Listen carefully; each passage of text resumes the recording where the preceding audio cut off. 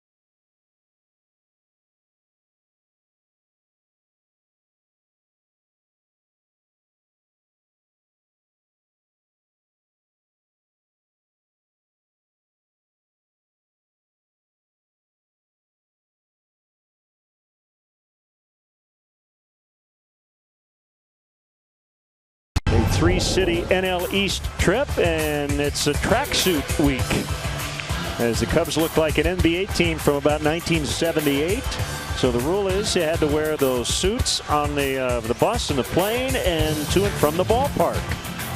It's a good look. You just not want to wear it all the time. It's such a stylish look. I think high points to Ben Zobrist for the fake hair and the headband. He kind of had a Bjorn Borg thing going on there. It's a good call. Cubs finishing up a very successful 8-2 homestand. And ready for this long road trip.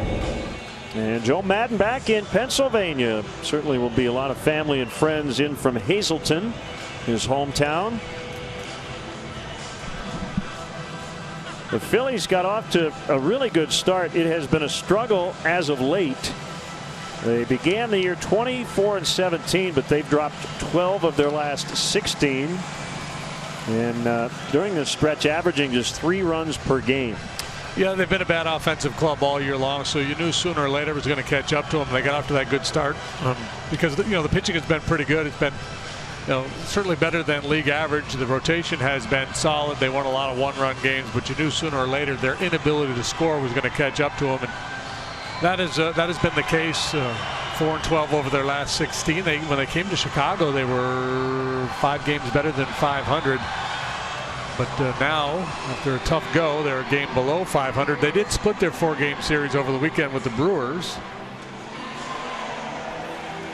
But coming into the season, most folks had them picked to, finish maybe with the worst record in all of baseball, which they did last year, losing 99 games.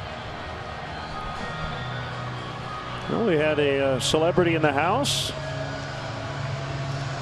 Former NBA star Charles Barkley is our Xfinity high-speed action, taking some cuts against Lester Strode. And I think he was looking for an infield hit. How do you think Charles would describe his swing? Would terrible? You go terrible? You'd have to go terrible, wouldn't you? Yeah, that golf. He used to be a good golfer, but he got brain locked there. And kind of ugly now. We're just waiting for the Phillies to take the field. John Lester's had really good numbers against the Phillies and in this ballpark, although this is his first start here since 2012, and obviously there have been a lot of changes for the Phillies, and he was with the Red Sox at the time. He was very good against the Phillies a couple of starts ago in getting a win against Adam Morgan, who is pitching for the Phils tonight. And followed that up with perhaps his best start in a Cub uniform, that complete game win over the Dodgers, during which he punched out 10 and did not walk anybody. His velocity was up. Curveball was flat out nasty. So if he brings that to the table tonight, it's going to be a tough go for these young Philly hitters.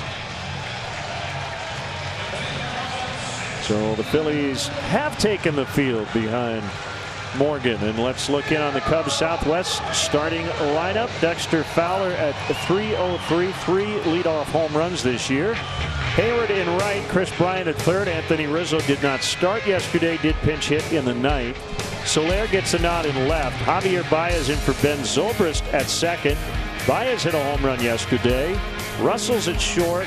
Ross the catcher as per usual, with John Lester on the mound.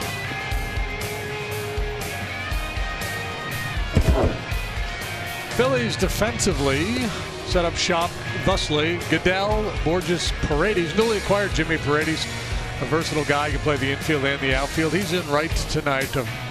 Michael Franco at third. Freddie Galvis has really been good at short, as has Cesar Hernandez there at second. Tommy Joseph getting more looks at first base lately. He's a former catcher. Cameron Rupp will do the catching tonight, and the Lexus pursuing perfection starting pitcher for the Philadelphia Phillies is a lefty, Adam Morgan, 26 years of age, 6'1", 205. It has not gone well for him so far. 1-4 with a 7.07 ERA. League bats .299 against him. He's allowed 7 home runs. 6 of those have come to right-handed batters. He goes fastball, change, slider, curve. Cubs got him for 3 home runs in his start at Wrigley. Set your umpires. Vic Carapazza will work home plate. Mike Winters, the crew chief, is at first. Mark Wegner at second, and Carlos Torres over at third. The leadoff man is presented by Vinny's Beverage Depot, and if Dexter Fowler gets a hit here in this leadoff at bat, Vinny's Beverage Depot will donate $100 to the Greater Chicagoland Food Depository. Morgan started against the Cubs, came on May 27th. He lasted 4 innings, allowed 8 hits, 6 runs, 3 long ones, as I mentioned. He followed that up with a 6-inning, 6-run outing against the Nationals. And outside on a fastball to get us started.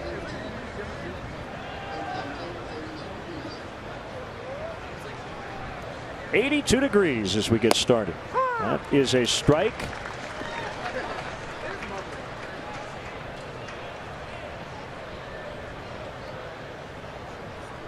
Morgan working quickly. That ball lined into left center, and it's going to roll to the wall. Fowler on his way to second.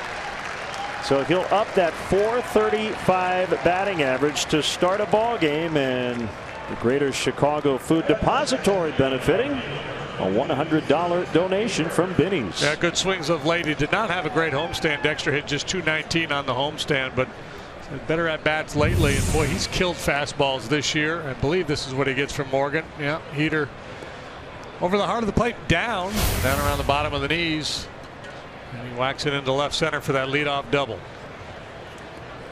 26 times Fowler has started a game by getting on base. Here's Hayward. And Jason's struggles have been well chronicled. He's been slightly better if you look at his OPS against lefties than righties. Sitting on 99 career home runs.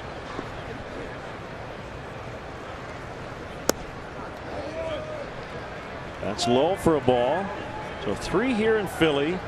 Off day Thursday. We're in Atlanta over the weekend, and then off to Washington, D.C. Will you shed a tear when we leave the TED for the last time? No. I mean, I like it. It's fine.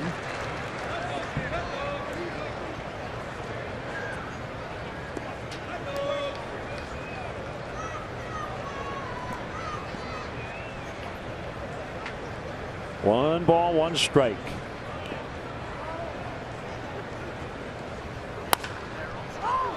Popped up on the infield. Galvis, the shortstop, for the first out. Morgan had shoulder surgery a couple of years ago. It was January of 2014. He missed that entire season. Came back. He pitched in the fall league at the end of the year. Made 15 big league starts last year. Was 5-7 with a .448 earned run average. His velocity is up a little bit this year over last. And I don't know if that's mechanical or just, you know, coming back a full year under his belt post surgery. Likes his changeup. That's probably his best secondary pitch. Now Chris Bryant, and he drills one way deep and way foul. Third deck. I lost sight of that bad boy. Oh, there it is. Yeah. Easter egg hunt is on.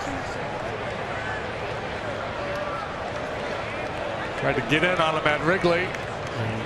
Obviously did not let him in there.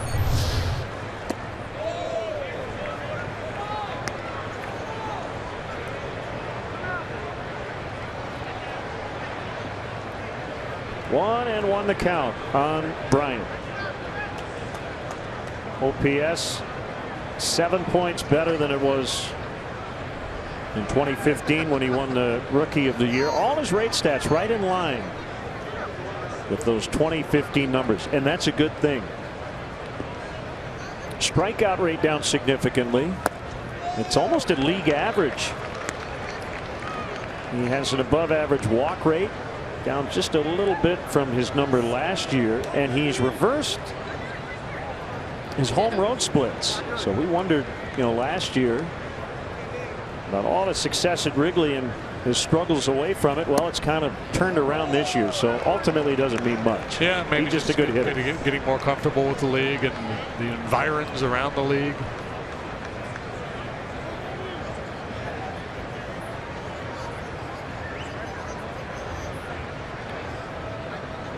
Hitters count here, 3-1, and the pitch in the air to deep right, back toward the wall, and is it gone?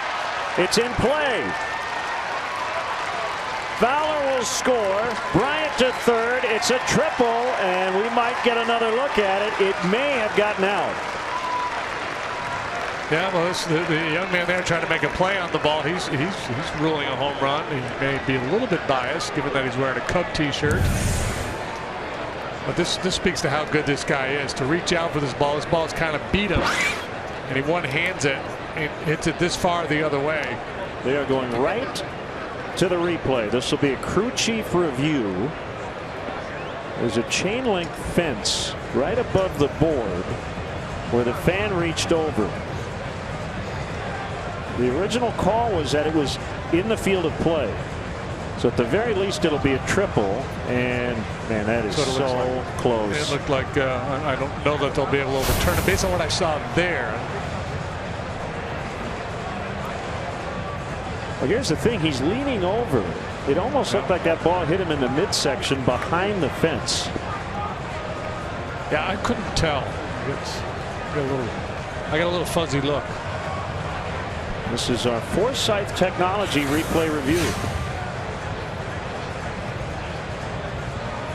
Phone is blowing up.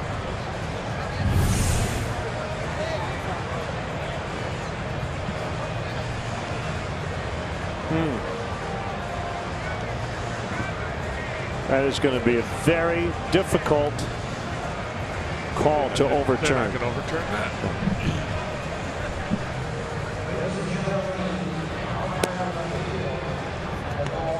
That is about as close as it can get.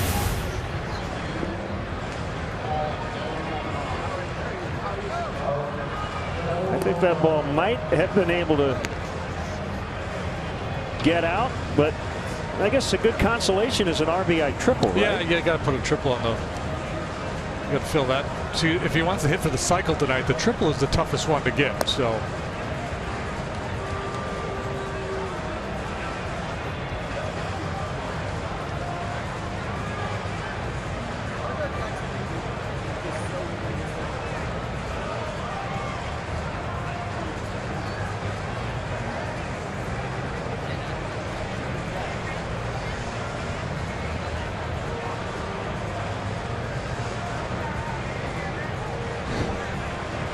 Hey, dude, you're just on TV. Why didn't you catch that ball?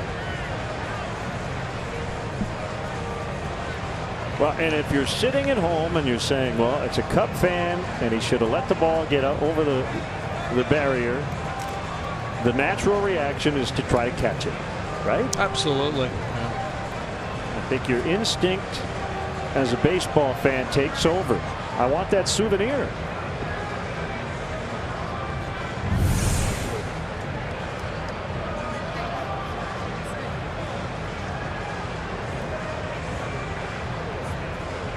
Still looking at it in New York. This is a pretty long review. I guess if you're going to take any extra time with a review, it would be on a call like this, home run or not. Probably makes sense to take a little more time than your standard issue bang bang there at first base.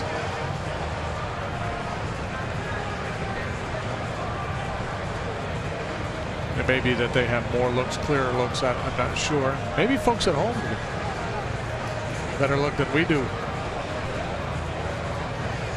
Got holding. He's got a hold. Got a holding. Not going to put it back on second base, I hope. That's what I'm afraid of.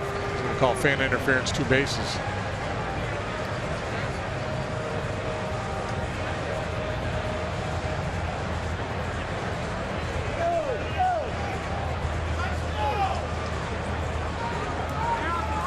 Joe was ejected from the ball game yesterday, disputing a check swing call on Paul Goldschmidt.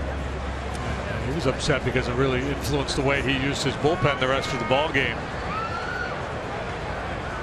Now, the body language here would tell you Joe's not happy. Yeah, so my sense is they're going to rule interference, and Chris has got to go back to second base. Yep. So yeah, he's not even going to get his triple. So. Okay. The run will score, however, so an RBI double. And Joe did not have to challenge that. That was a crew chief review. So he'll maintain his challenge.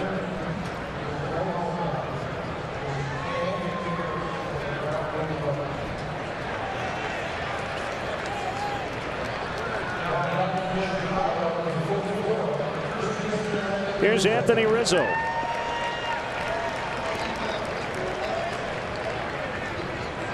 Four-minute and change review.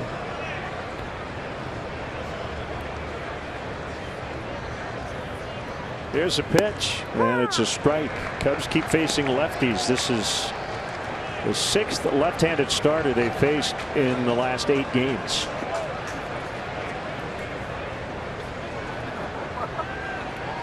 Patrick Corbin really good for the Diamondbacks yesterday against the Cubs.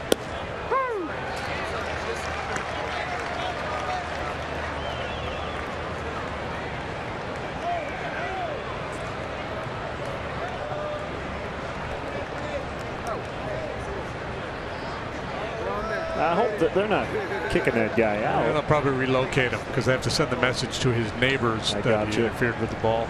It's so tough. You're sitting in the front row. Yeah, I have a lot of that play. I have a lot of empathy for that fan.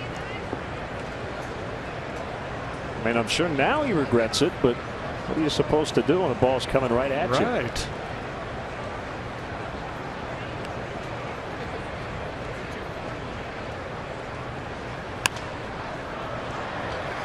Shallow left, and it drops. Boy, I tell you, that ball was eating up Freddie Galvis from the minute it left the bat. Or rather, is that Hernandez?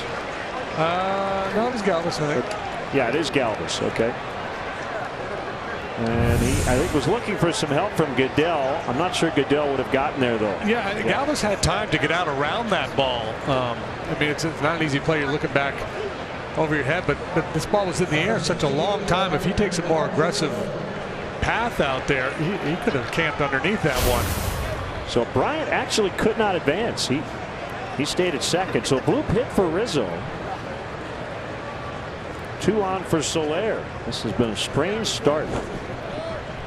Anthony's had a couple of those lately, hasn't he? A couple little flares that have turned into base hits for him.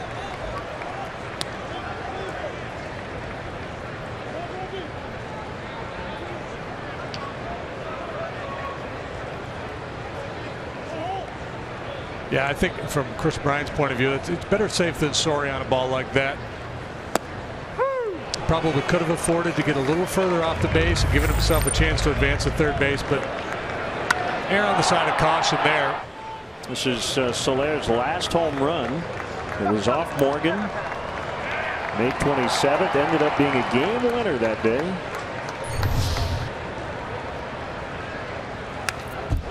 David Ross also got him in that ball game.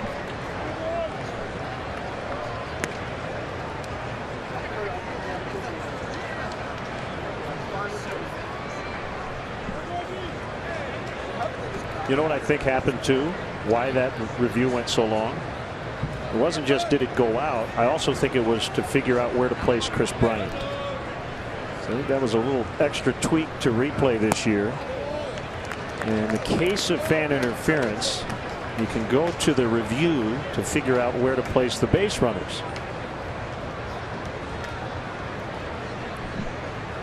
Yeah, and the default call would be 2 bases, but I guess you could have made a case for 3, and maybe that's what Joe was arguing. Yep.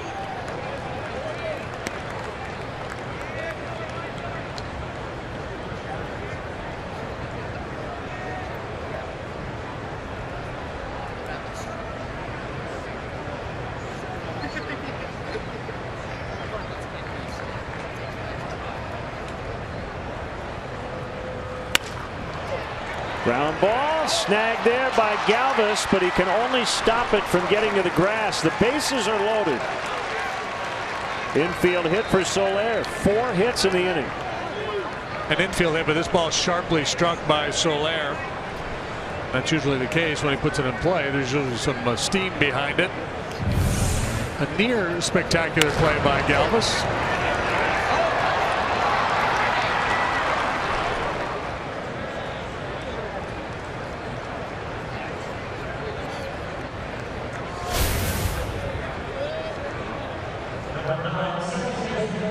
Here is Javi Baez. Yeah, the replay officials ruled that Fowler scored and that Bryant be placed at second after the crew chief review. And that Bryant fly ball. Phillies still a double play depth. Baez, who homered yesterday, takes a strike. He was playing third. Tonight, he's at second. And Zobrist getting a night off.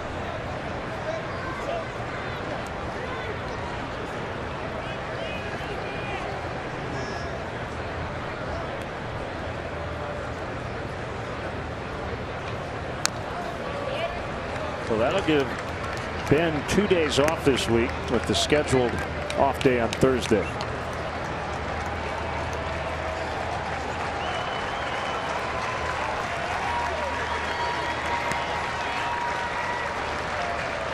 Oh, and 2 the count. They've got Morgan on the ropes here. They'd love to put up a crooked number. Here it is. Swing and a miss. That's a big second out. And it will be up to Addison Russell.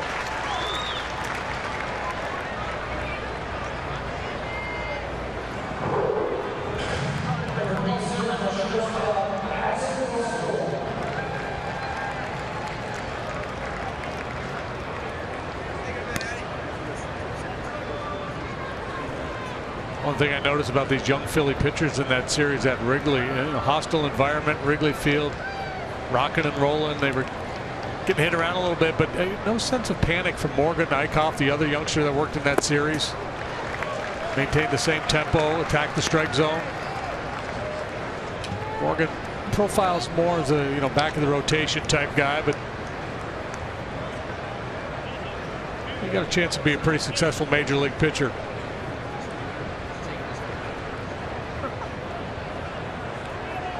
One strike on Russell.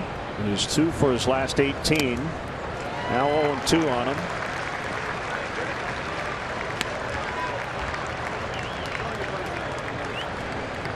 Yeah, this will feel like a win for Morgan if he can get out of here just allowing the 1 run.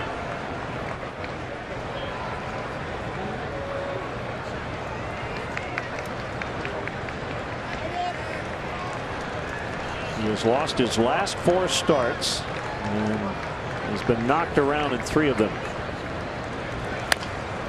Bounced foul, will do it again.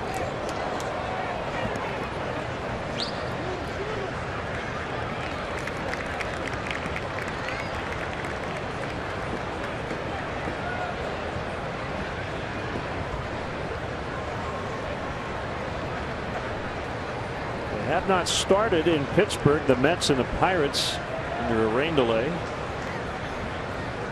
Mats and Neese scheduled starters there. Battle of lefties, just like here. 1-2. That was close.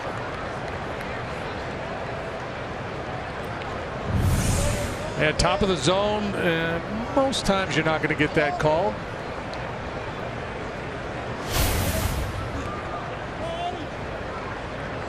Three on, 2 down. The 1-2. Low and outside.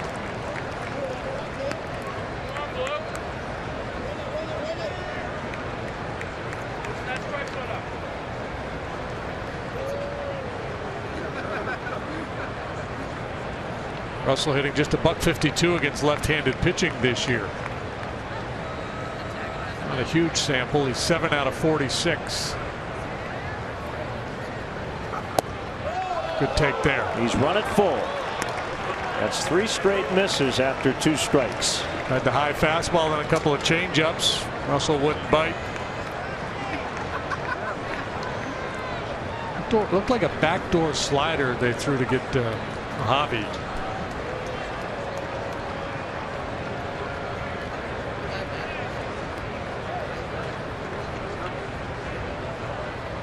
Runners go on the 3-2, and he struck him out to get out of it. And as you say, that's a moral victory for Adam Morgan. The Cubs get only 1 run on 4 hits.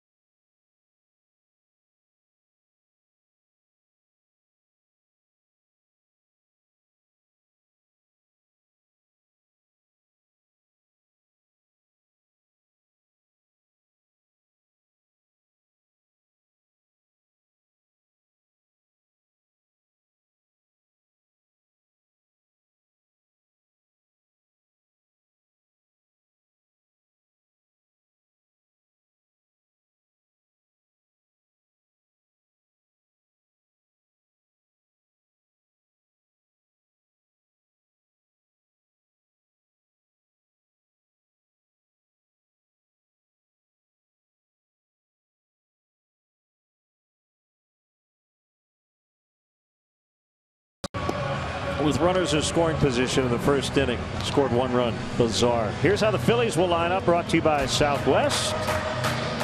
They put up 8 yesterday in a win over the Milwaukee Brewers. Hernandez in the leadoff spot. No Odubel Herrera tonight. Galvis, Joseph, who's gotten a lot of time here lately at first. Franco in the cleanup spot. Rupp, Goodell, Peter Borges in center. Jimmy Paredes, a switch hitting right fielder, with the pitcher Morgan batting ninth. Hernandez, a switch batter. Saturday night hit his first homer in over a calendar year. Good bunter. Cornerman in as a result, and he takes a fastball. It looked pretty good, but called a ball. Lester and Ross, the Cubs battery. There's the bunt that you referenced, and it's going to be close, and they got him. David Ross into the action early. Well, let's check on the Cubs defensively after that very nice play by Grandpa Ross. Soler, Fowler, Hayward, left, center, right. Bryant, Russell, Baez, Rizzo on the infield. David Ross behind the plate. And our Alexis pursuing perfection starting pitcher. The big left-hander, John Lester. Man, he was good last time. He's been good all year. 6-3 with a 2.29 ERA. If he is able to maintain that, that would be the lowest ERA of his career. It's been a heck of a career. 2.14 the batting average against. Another switch hitter, Freddie Galvis, 0 for his last 19. Takes ball 1. Bryant way in at third. Rizzo right at the edge of the grass as well, and that one pulled way foul.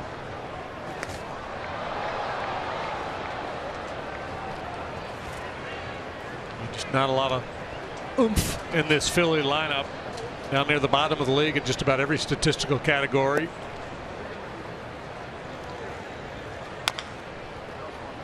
Taft fouled at third. I thought in that game at Wrigley against John, they would try the bunt a little more often, force him to try to make throws. Cesar Hernandez showed bunt on one occasion. I don't know that he ever got one down. Chicago native Pete Mackanin, the Phillies manager. Swing and a miss. He struck him out.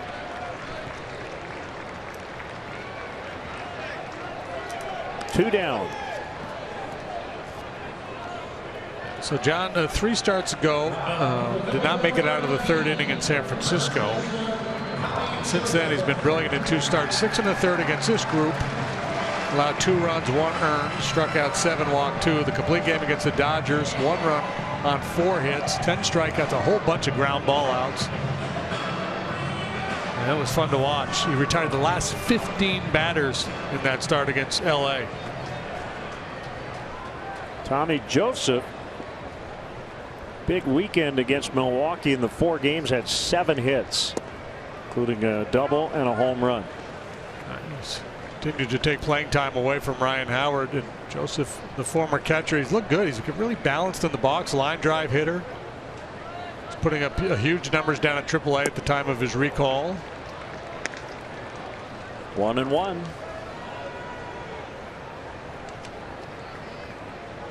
There's Ryan Howard. Might see him in the lineup tomorrow night.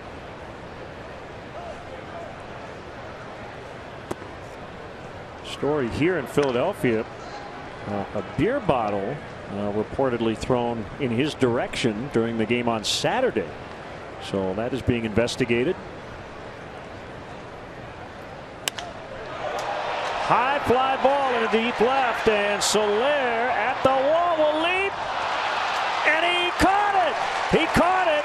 He'll flip the ball into the seats, but that is the 3rd out of the inning. Looked like he took away a home run.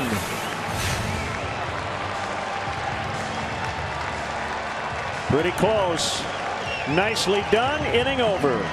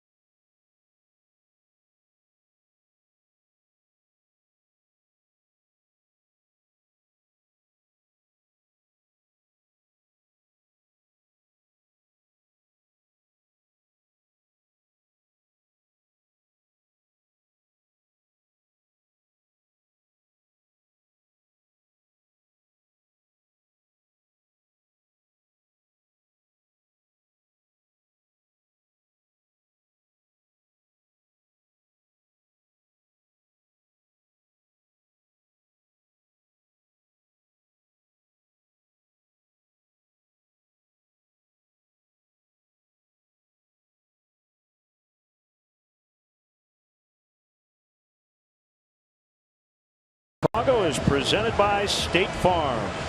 Not sure that ball would have gotten out, but it would have been an extra base hit at the very least. A good break on this ball by Soler, and we've commented numerous times this year about the Cubs playing a little deeper in the outfield and how it has paid off, maybe giving up some singles in front but taking away extra base hits. Soler, much like he did in Arizona or wherever it was. San Francisco. San Francisco, yeah, I knew it was one of those NL West teams.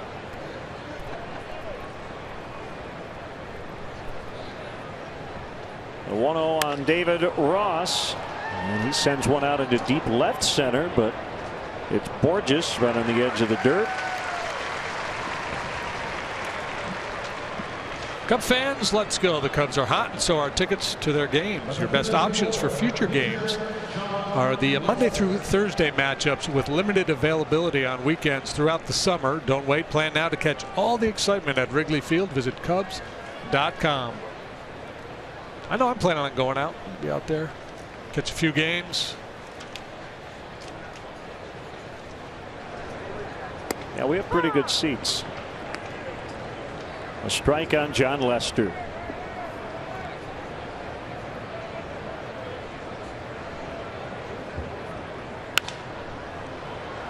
Left field line, foul ground, and no play for Goodell. Phillies in this rebuilding, and as you look around the ballpark, it's pretty stark the difference from just a few years ago when they were selling this place out every night. Yeah, I was just thinking about that.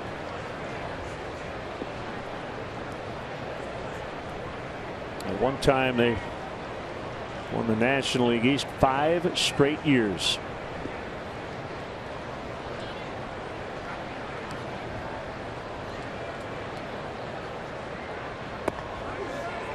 Attendance numbers were way up. TV and radio, the ratings were sky high.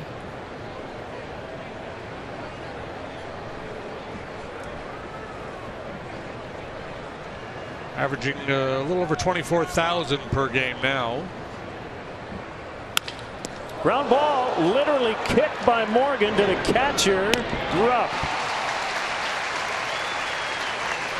I would say as easy as 1, 2, 3, but it wasn't all that easy. Not for Morgan anyway. He paid a price.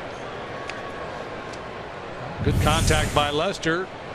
A kick save by Morgan and a nice reaction play by Rupp, the big fella coming out from behind home plate. This has been a wild start tonight.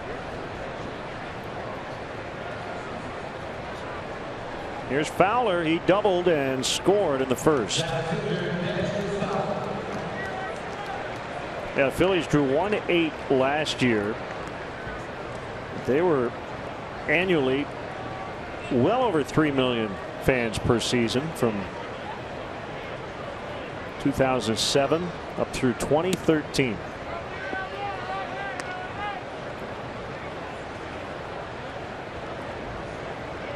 '11th in the league this year per game.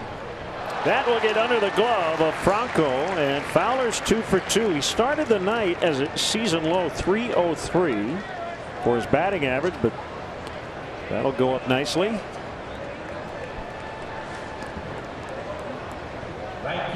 The inning alive for Hayward. Fowler now up to .310.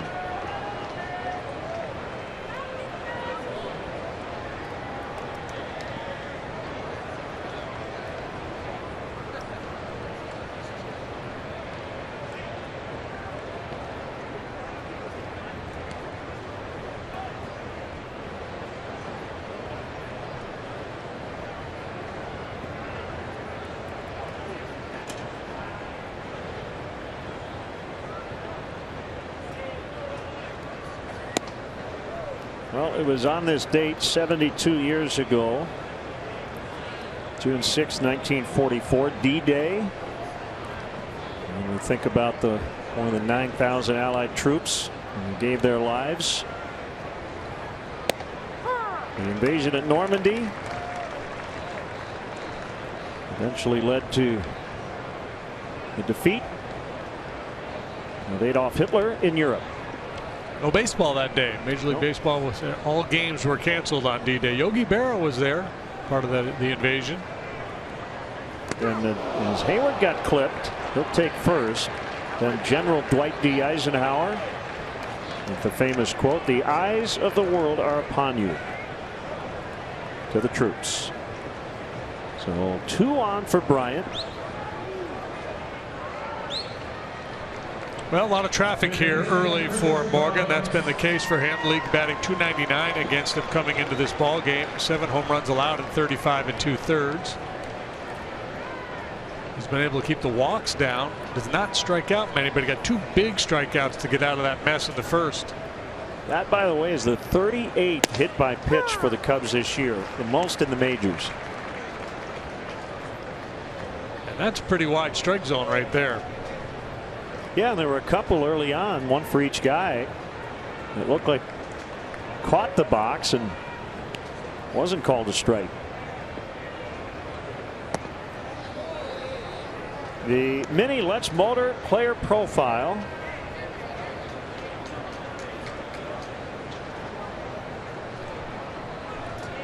And that includes the RBI double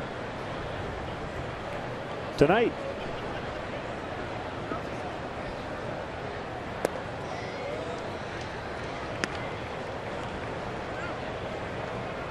It's a combination that not too many hitters have, that great plate discipline and tremendous power. You know, he doesn't overswing. He just takes a nice easy pass at it. At least that's the perception when you watch the swing. It's not violent at all. The result oftentimes is. Off the end of the bat on the ground. Joseph will get it to Morgan, and the inning is over. Cubs leave 2. They've stranded 5 here in these first 2 innings and have a 1-0 lead.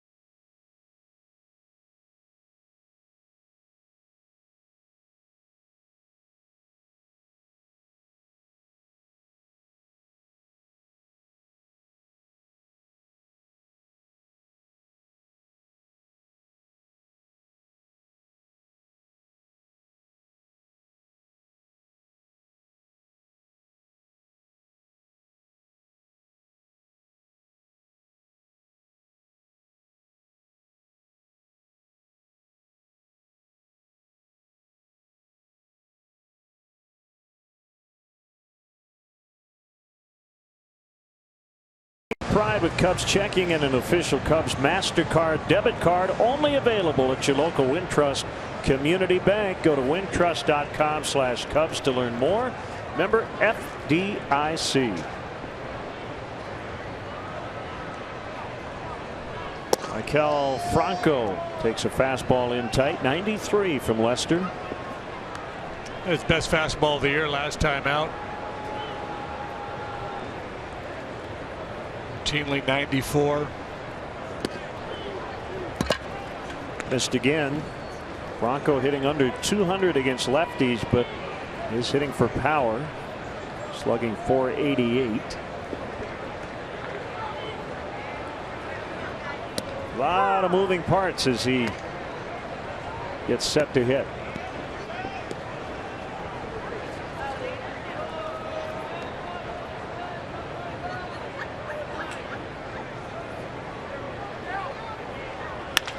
Ground ball towards center and through. Yeah, Zobrist has a real quick turn of the hands. Franco's is a little bit more exaggerated as he gets a fist bump from Mickey Morandini over at first. Sorry, Mickey Morandini. There you go.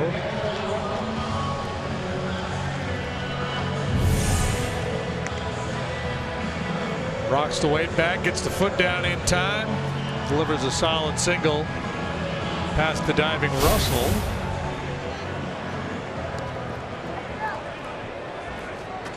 Former Cub Mickey Morandini. Cameron Rupp in a good stretch. 385 over his last 11 games.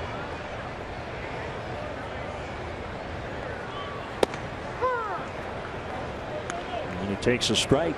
A big strong guy. I believe I read in their notes he leads the major leagues in exit velocity. Average exit velocity of 96 miles an hour. Yeah, #1. Big strong Texan.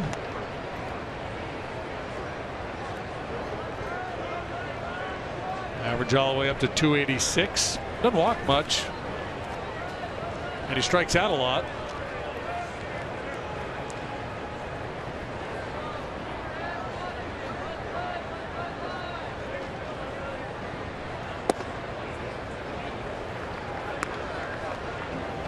It's 2-1. You know what happens when guys hit the ball hard on the ground? They hit into double plays. Yeah, it makes it easy for the guy to make that turn without pressure at second base.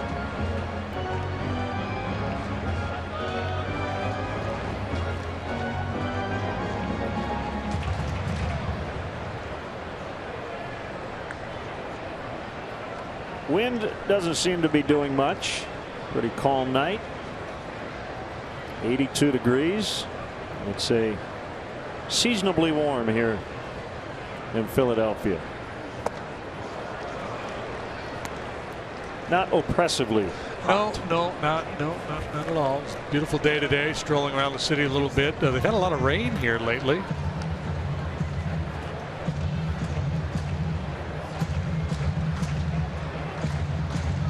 Certainly the kind of night you can work up a good lather, though. Although I think John Lester could do that on a 35-degree night. I think you are correct.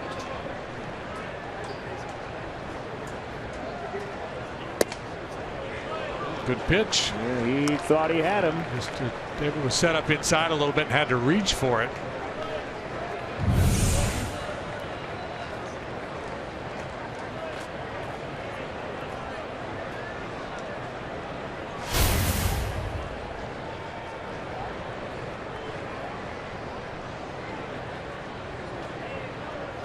Runner goes, and that ball is fouled out of play off of first.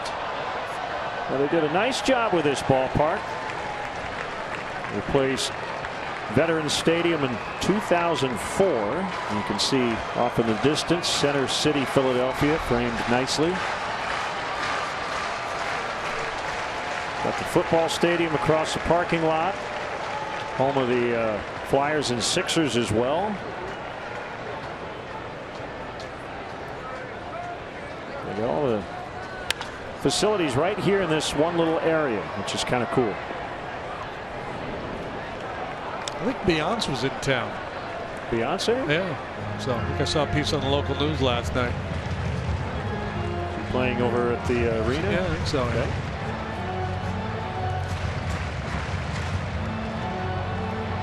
We sound like we're 100 years old, don't we?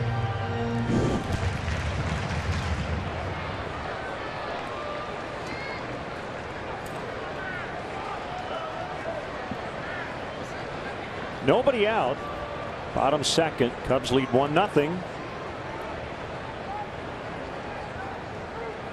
Long pause by Lester and time called, and Franco was going to take off again. I'm surprised he's not getting a bigger lead. Everyone knows John doesn't like to throw to first base. But, you know, maybe Franco's position, you know, as we've seen a lot of guys when they do get big leads, I think that they don't get comfortable and they end up not getting good jumps. Get a little heavy-legged out there. There he goes again. Called strike 3, throw to second, and he just pulls up. And it's tagged out. Yeah, well, that was just beautiful work by John Lester. He held the ball so long previously that Rupp called for time. This time, he got rid of it in no time. Franco never really set his feet with his lead. Look at it. He just didn't start it out there. And Lester quickly to home plate. Franco, no chance.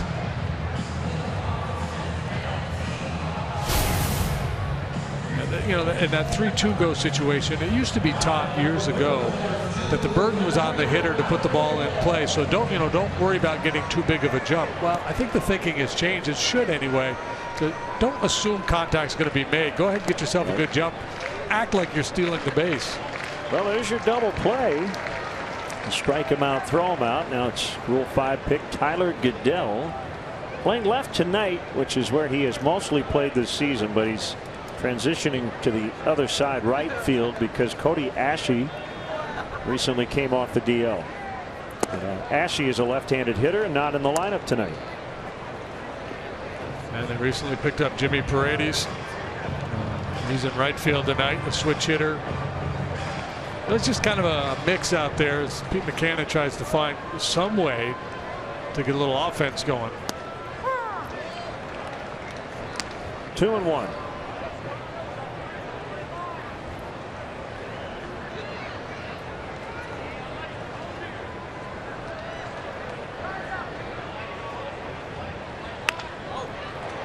Got jammed and he bloops it into center.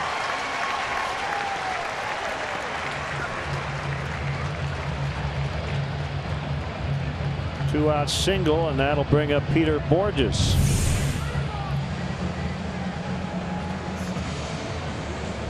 Cutter moving in on his hands, weak contact. Good result for Goodell, not so much for Big John. Jake Arrieta suffered at the hands of the BABIP gods yesterday. 10 balls put in play against Jake. 9 of them went for hits. 8 singles and a double. There was not a lot of hard contact against them. And, you know, you could make a case that was as good as Jake Arrieta has thrown the ball since he put on a Cub uniform. Yep. He was brilliant yesterday.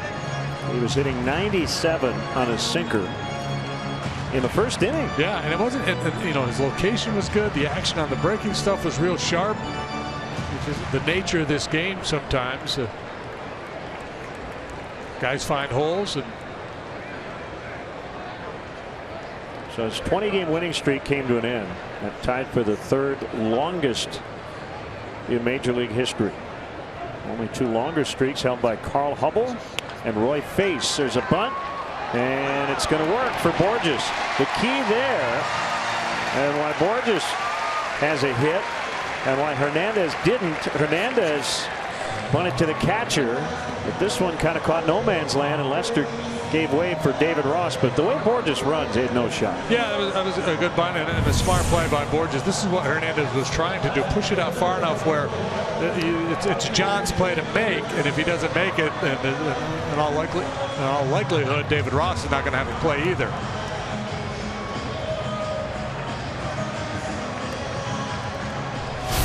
So that's 3 hits this inning without a run to this point, and it is Jimmy Paredes, the right fielder. Started the year on Baltimore's disabled list with a left wrist injury. Claimed off waivers by Toronto in mid-May, and then acquired by the Phillies a few days ago, June 1st. You're familiar with him? Yeah, Former he Astro. started with the Yankees, came over to the Astros. You know, toolsy guy. Looked like he was going to be a pretty good player, but there's not a lot of plate discipline there. Strikes out a bunch, rarely walks. Switch hitter, but he's 201 lifetime from this side of the plate. Golfed high in the air to left. Soler now will come in a step or 2 after going back to the track, and the inning is over. Cheese whiz, please. Yeah, I'm in. You make it, I'll eat it.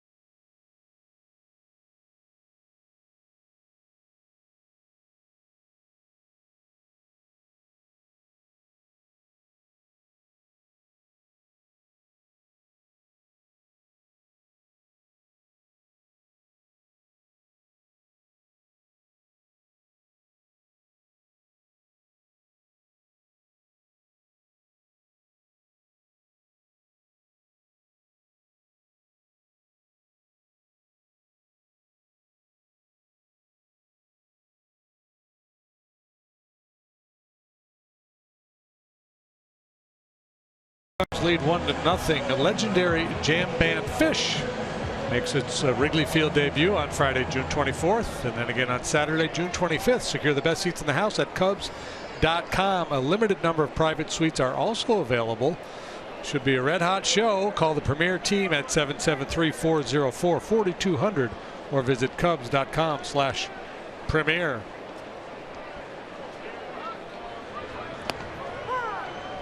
Breaking ball strike from Morgan to Rizzo.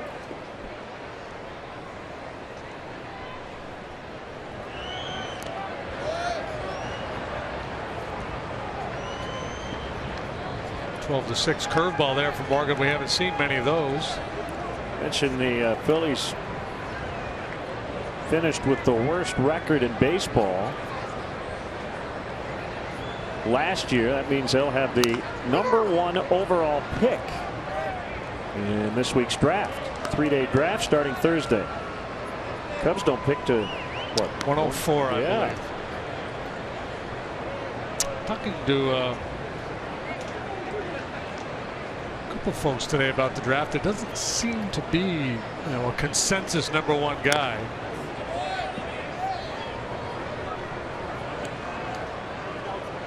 College pitcher at the University of Florida is big, 6'7", left-hander, I believe, drawing a lot of interest. Yeah, I haven't really followed it that closely. Mel Kiper's all over it.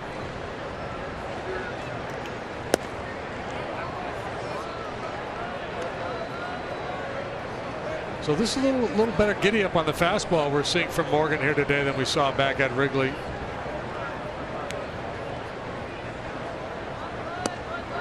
Rizzo strikes out.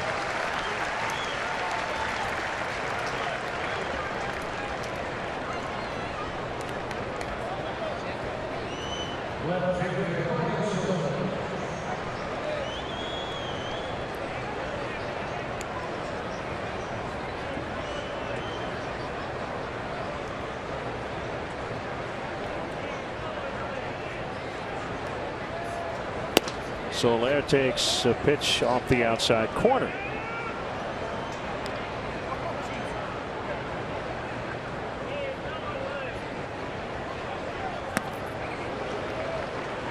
One and one.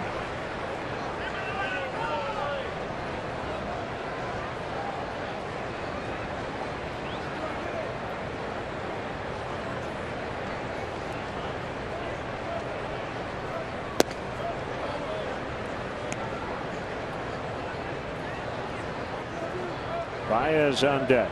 So they're hitting 5th. No Ben Zobrist tonight. That ball lined to the wall on a hop. And it's going to be a long single. You'll have that happen occasionally in a ballpark like this. Short dimensions out there and left. And is he all right? It's like something's barking. And here comes Joe along with P.J. Mainville. He could not hit the ball much harder than Soler just did, and that's the other piece of it. That's, obviously something's bothering him, but that ball got out there so quickly. Something grabbed him, and he's out. Done for the night. He has had leg issues in his career since he signed with the Cubs, and let's hope it's maybe some hammy tightness or something, but didn't take long for everybody to determine he was going to come out of the game. Matt Caesar will run for him. Yeah, I think especially with his history of hamstring issues, and even if there's just a slight little twinge there, they're going to shut him down. Fortunate for him, he had a nice night going with a couple of knocks. So New Jersey native and Villanova product, Matt Caesar, into the game.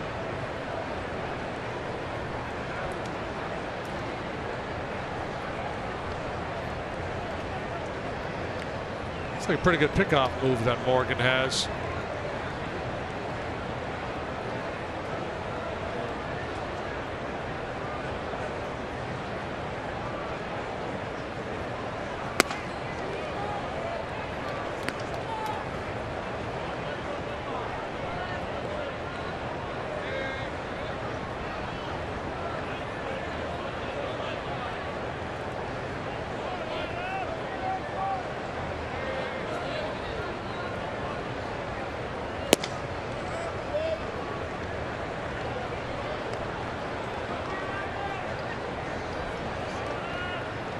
2-0 on Javi Baez.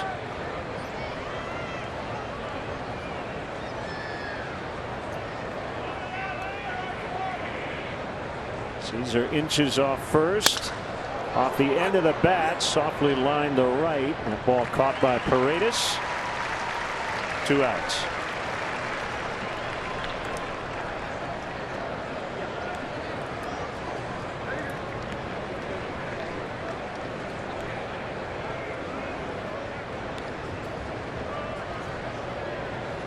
We'll bring up Addison Russell. He struck out in the first inning.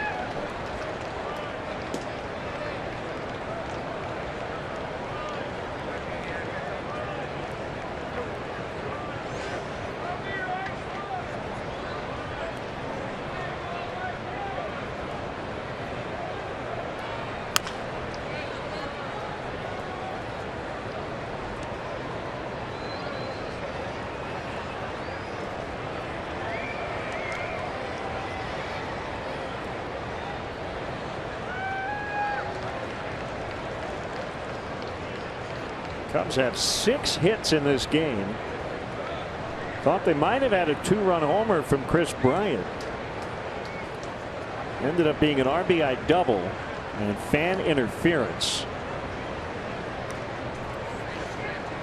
4 hits in the first inning, 3 for 6 with runners in scoring position, and they scored just 1 run. Bizarre.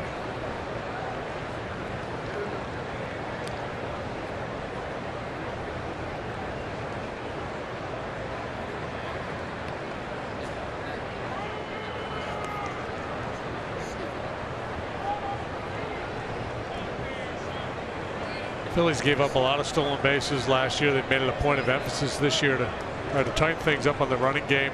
Cameron Rupp, the catcher's been throwing better of late. Pitchers are doing a better job of holding runners. Noticed in the series at Wrigley, their pitchers throw over a lot.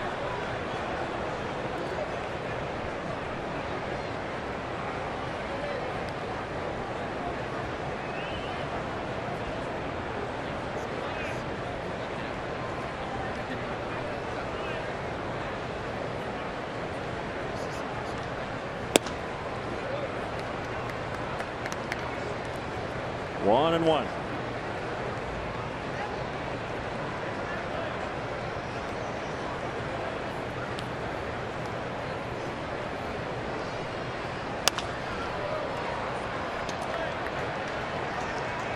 And it'll be Borges to end the inning.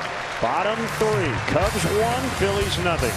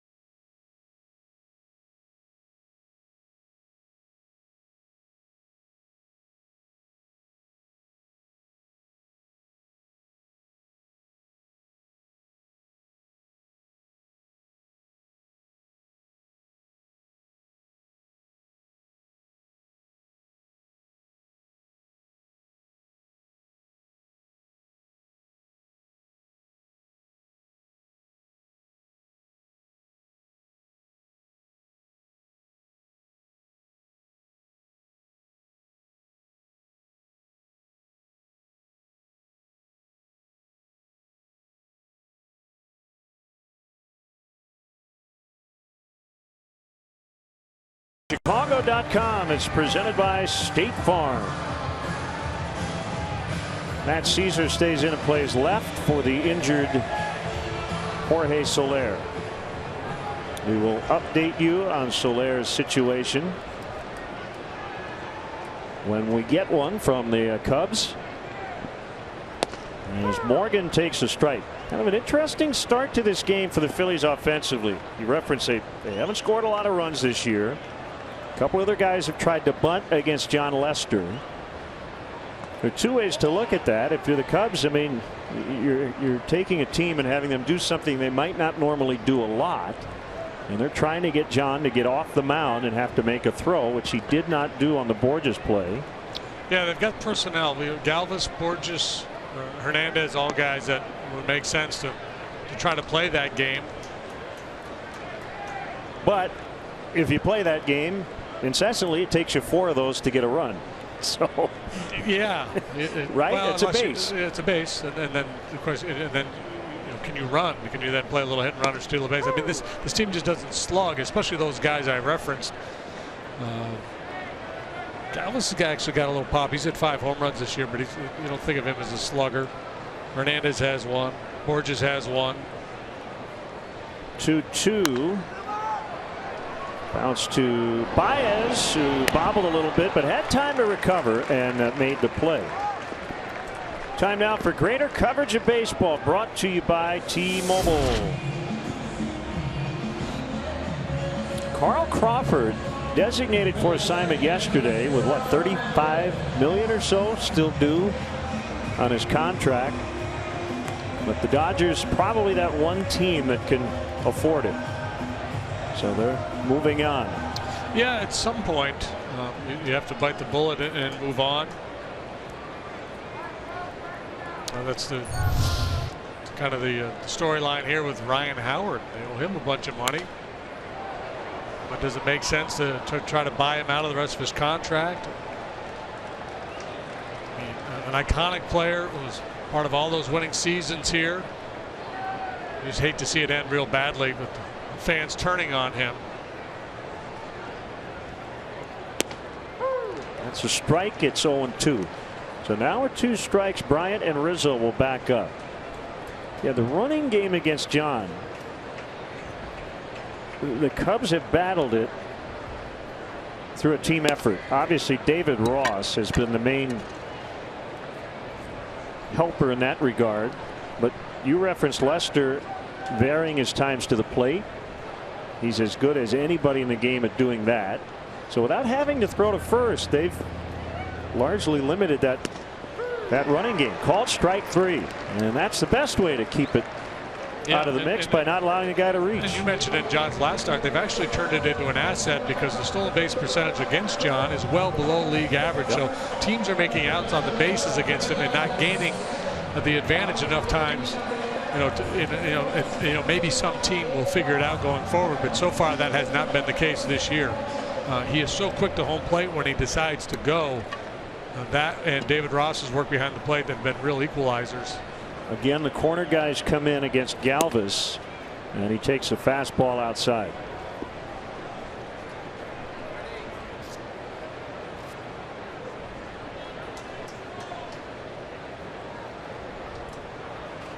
Look out. Bat goes flying over the Cubs dugout, and it looks like a fan took the brunt of it, and I hope she's all right. Yeah, she got hit right in the side by the barrel of the bat. You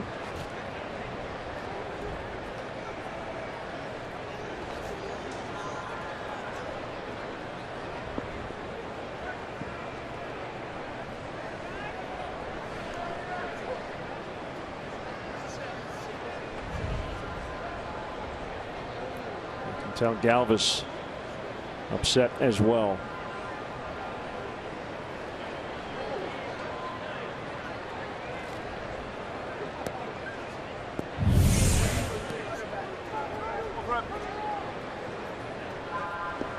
Fooled by the changeup.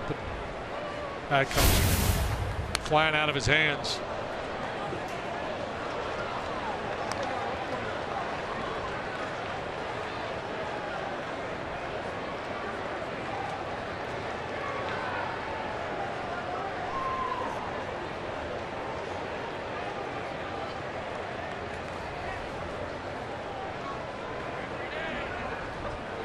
1-2. And he swung at a pitch that bounced in front of home plate to end the inning. So they go down 1-2-3 for the second time in the first three, and the Cubs lead 1-0.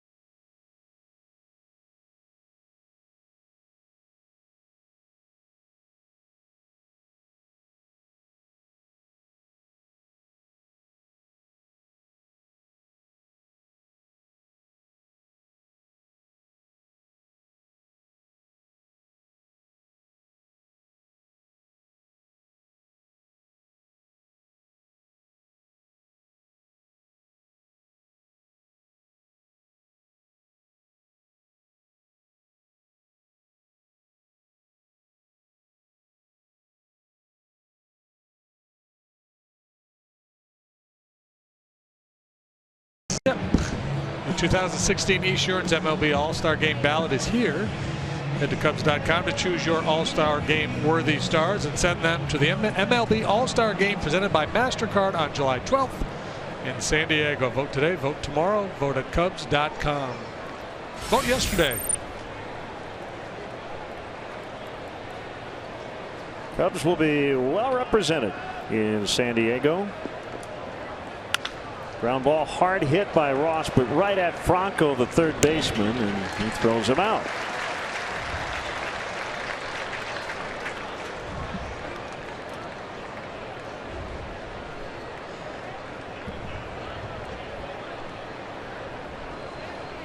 Morgan got out of that mess in the first and is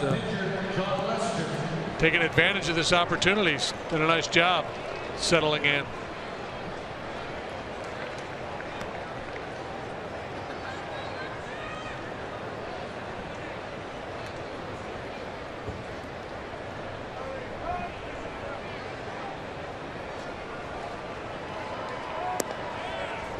John vacated and took ball one. Well, that is good news. She's leaving under her own power. You could tell Freddie Galvis was visibly upset. Even after the at bat ended, he was looking over in her direction. So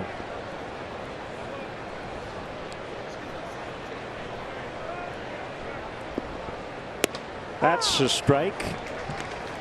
2-1.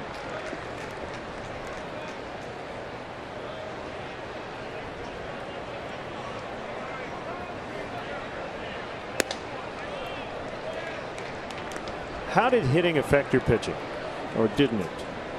Don't make a joke about how you're hitting prowess. I'm talking about the act of having to go up. I don't think it affected that one bit. Look at this swing. Line drive, and it gets past all the way to the wall. Lester on his way to second with a double. That's the second time he's hit the ball hard tonight. Remember, first time up, he hit that bullet back off Morgan's foot. Turned into a 1-2-3 out. This time a line drive. Sails over the head of Jimmy Paredes out there in right field. Clearly fooled by this ball. Second double this year. Second career extra base hit. Cubs pitchers have been really good at the plate. That's their 21st hit. They've knocked in 16, both ranking second among pitching staffs. I like the way he ran the bases right there too. He wasn't thinking about three. He wasn't going to put his head down and run like an Olympian. He's all right. This is a 2-base hit. I'm just going to do what I need to do to get to second base and no more. Fowler nearly got clipped. But you mean the active hitting? Just, like, yeah, I mean, it was kind of just a separate, like, it's kind of like, here's your main job, a pitcher, and hitting was like study hall, just something to do for fun in between innings when you got a turn. Now, if I had been a good hitter, that would have changed. And there was a couple of years where I was a little better. I know the one year I spent half a year in San Diego, and Jimmy Snyder was a coach there, and he really worked us hard in between starts. And Bods does that here with the guys. Yes, he does. He'll take them up in the cage and do some short, quick toss to them, and that pays off.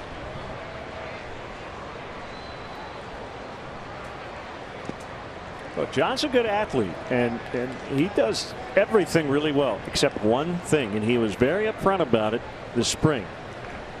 And that is throwing to the bases, and it may never be fully resolved, but again, the Cubs have helped him in that regard. But we liked his swing last year, even though he didn't get rewarded for it very often. Yeah, you could see the potential in there. It's a legitimate looking swing, and the big strong guy. It's an athletic move. Some pitchers you see him swing and it's kind of a flail.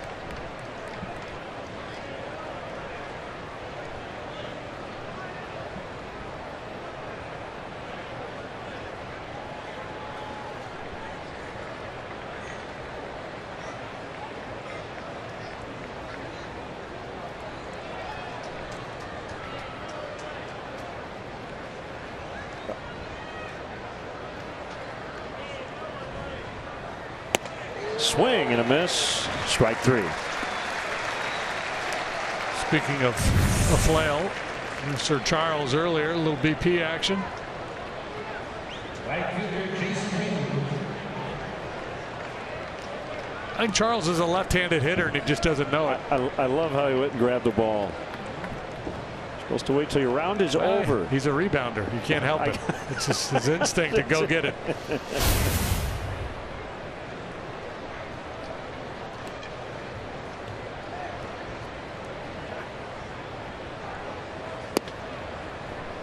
Curve at 76 is inside. This is the curveballist staff in baseball. The Phillies pitchers show a higher percentage of curveballs than any other team. Morgan doesn't use that pitch a lot, but some of the other guys do. The fellow we see tomorrow, Eichhoff, that's a big pitch for him. Cubs will miss Aaron Nola in this series.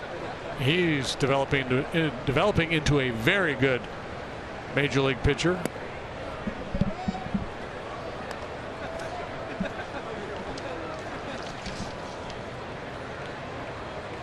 So Jorge Soler being checked out. It's a left hamstring. Do not know the severity.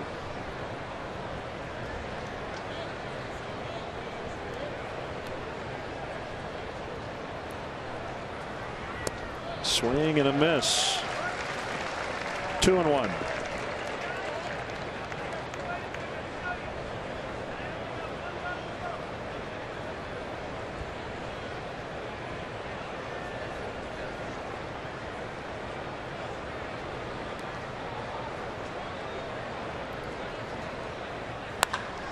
Drilled to right and deep, and it's gone. And it's the 100th career homer for Jason Hayward. He has tied David Ross.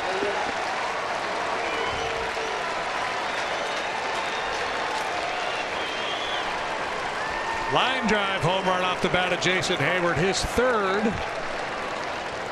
And the Cubs get a little separation. It's certainly been a tough go for Jason, but positive signs of late. Morgan goes back to the slider. This one stays on the plate instead of breaking down and away off the plate. There's your Ford home run replay.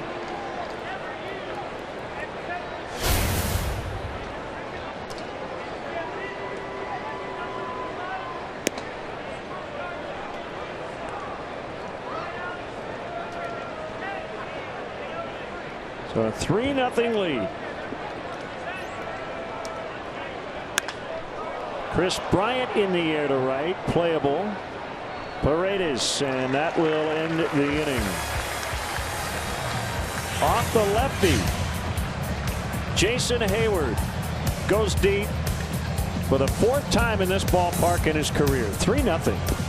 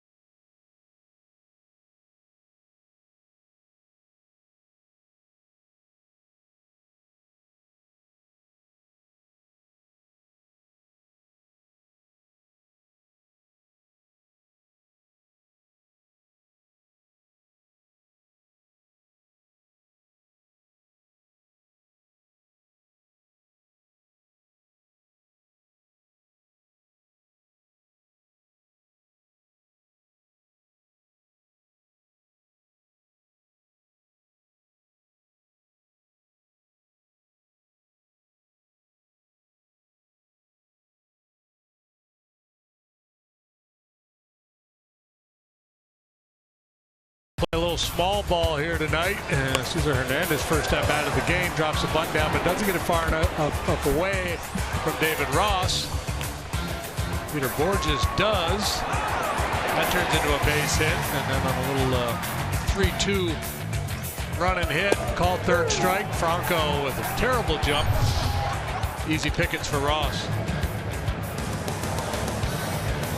Well, now the little game gets taken out of it a little bit because it's a 3-run ball game. And little ball not part of Joseph's game plan. Yeah, not in this part of the order. 3, 4, 5. Joseph, Franco, and Rupp.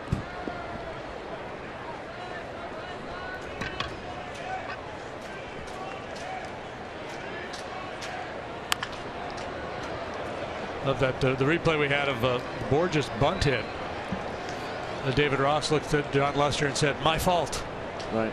I don't really think it was his fault. I don't know if it was anybody's fault, but it wasn't his.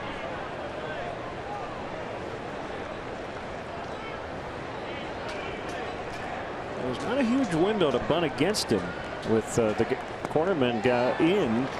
Bryant makes a play if it's to third. Ross if it's right in front of the plate. The one where John handles easily is the one where he can, between first and the mound, where he can flip underhand to his. Yep. And that's what. So a lot of teams, their manager, the hitting coach, whatever, might say, "Hey, just bunt the ball right back to John." But if you do, he's going to run it over. He can run it over and do the underhand toss thing on you. Yep. And it's just that's so counterintuitive too. The idea of he's just going to bunt the ball squarely back to the pitcher.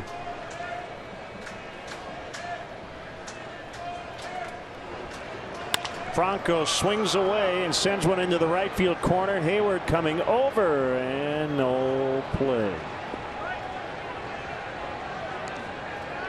The Chicago Sports Museum, voted one of Chicago's best museums, combines high-tech interactive experiences with unique game-used treasures. Admission is free when you dine next door at Harry Carey's restaurant. For more information, visit chicagosportsmuseum.com.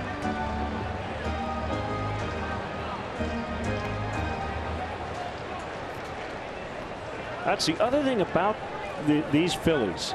You go back to their great run in the National League East. They took a ton of walks. They hit home runs. This is the kind of park where you'd think you could score them in bunches, and they used to. Yeah, this team not really built to take advantage of this ballpark. Hayward sidestepping, and he's got it. This team might have been better back in like the dead ball era. Right. But that's the other part of it. We talk about the small ball piece of it, but it's not like they have a lot of team speed either.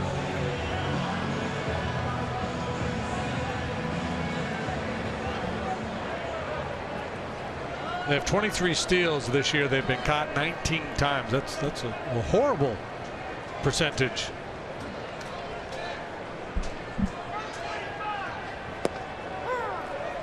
Strike on Rupp. But having said that, this team was not supposed to be good. That's not the plan. Here is to identify who's going to be part of it going forward, develop younger players.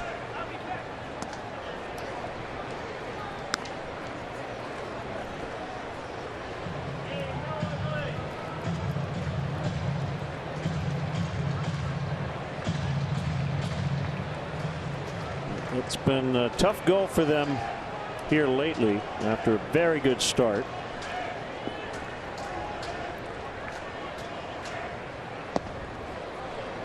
Did you read Jason Stark today? I did not. He had a column or blog post. I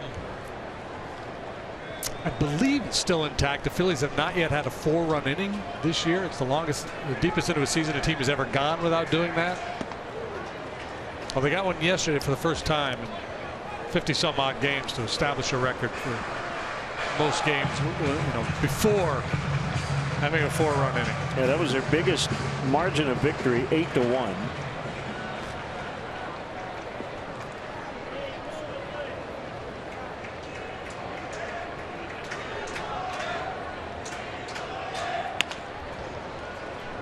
Backhanded play by Bryant. You want the worst note of the night that I love? Yes. They haven't won on Monday night since July of 2015. They've lost 12 in a row on Monday. You got to get the start against the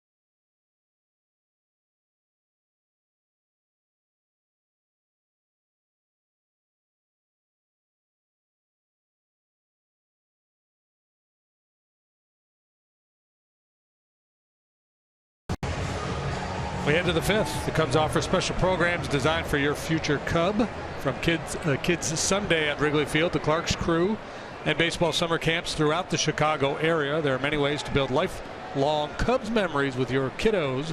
Visit Cubs.com/kids to learn all about it. Rizzo here in the 5th, and he pops it up. Rupp trying to find some room, and he can't make the play. Circular route to get there, and Rizzo will get new life. Rizzo's hit some very deceptive pop-ups tonight. His base hit in the first inning was a little pop-up in the shallow left, and now this time no play.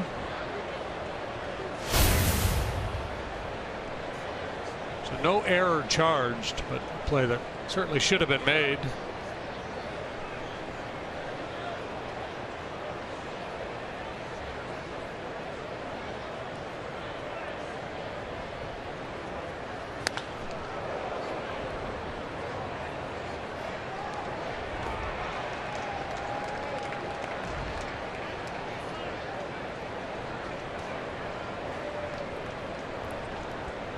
Big series starting in Arlington tonight. Astros and the Rangers. First place Texas Rangers. And it's 3-0 Texas after 1. Rangers have dominated the Astros. 6-0 in Arlington. Well, in the last 6-0 this year. There, yeah. And I don't know the exact numbers, but over the last 3 or 4 years, it's pretty ugly.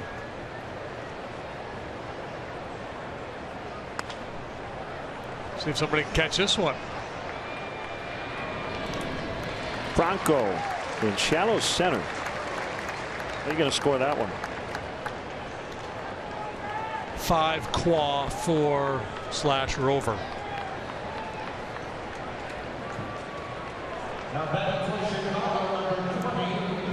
Rangers are 12 games better than 500. 3-game lead over the Mariners. Mariners have been limping along here lately. The Astros have been hot. Yeah, Texas just swept the Mariners.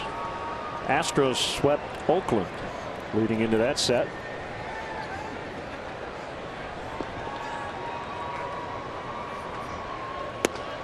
Funny, you could just look around the ballpark and get a sense of the fortunes of the teams. You know, at Wrigley nowadays, everybody's wearing Bryant and Schwarber and Russell and Rizzo shirts, and Arrieta and such. Looking around here, and I see Pence and Tomey and Schmidt and Utley. Howard, there's Howard. That's about the only active.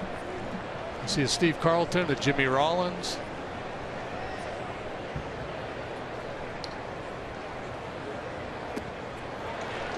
And Matt strikes out. It's the second out. It's all at the romper room lady. Some guy named Goobs. You see that one down there? Yeah, Goobs 26. Yeah.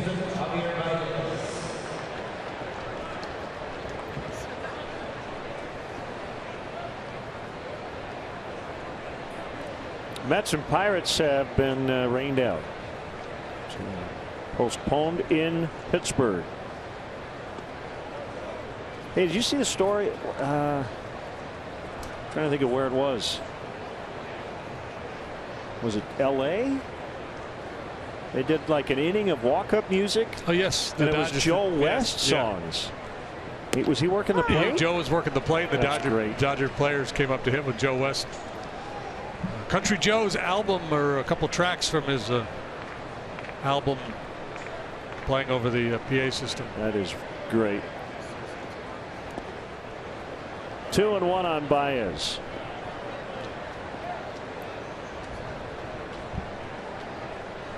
He's got that Major League logo tattooed on the back of his neck. And he's had it there for a while. That was a story early on after he was drafted. And he hits one hard, but right to Hernandez, the second baseman, behind the bag. Cubs go down 1-2-3. And they lead 3-0.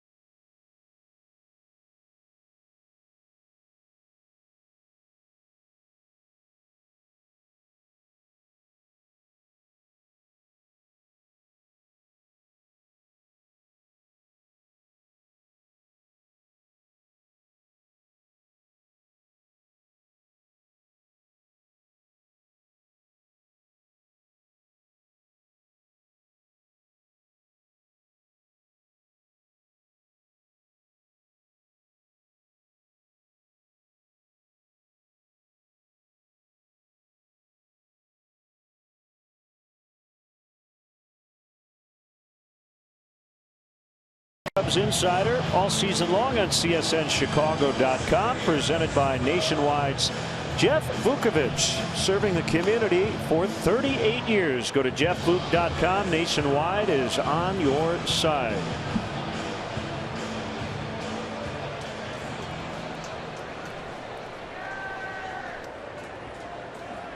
Happy 13th birthday, big Cub fan Tess Jansen, celebrating today. Strike called on Tyler Goodell. Singled in the second. Grounds to a backhanding Russell, who throws him out.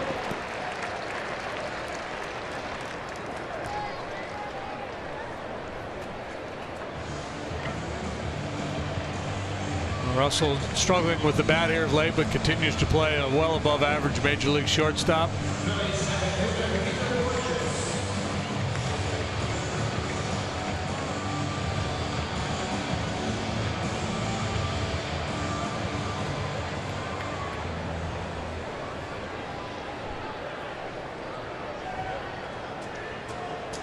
Lester working on his normal 4 days of rest. Russell again. 2 outs. I'd like to welcome all our viewers watching on Ellsworth Cooperative Telephone in Ellsworth, Iowa. On normal rest, 3-1 with an 0.95 so far for Lester. There has been one exception. Cubs have only used 5 starters all season. Cubs, Cardinals, Nationals, the only 3 teams to do that. The Cubs have not skipped anybody to keep other guys on normal rest, except for one exception. That was maybe a month ago. We had a couple of off days. We had a rain out, and essentially Kyle Hendricks ended up getting pushed back, so everybody else kind of maintained their positions in the rotation. Correct, yeah. But yeah, Kyle was, I think he went 8 or 9 days between starts. So that everybody else could essentially stay on their turn, maybe an extra day, but no more than that for the other guys. You've had an 8-man bullpen since the season started. A lot of guys threw fewer innings in spring training than they ever have previously. And I would have to say, so far, the results of all of this, very good. Yeah, and racing out to this comfortable lead in the division that allows Joe Maddon the flexibility to continue to do that. There's no sense of urgency where he has to lean on certain guys out of that bullpen day after day, and he can pull a starting pitcher with 105 pitches, you know, as opposed to pushing him for another inning on any given night.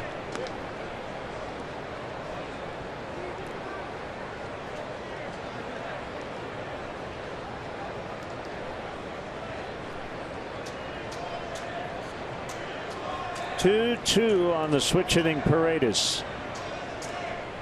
Here it comes. Swing and a miss, and the inning is over. 3 consecutive 1-2-3 innings for John Lester, leading 3-0.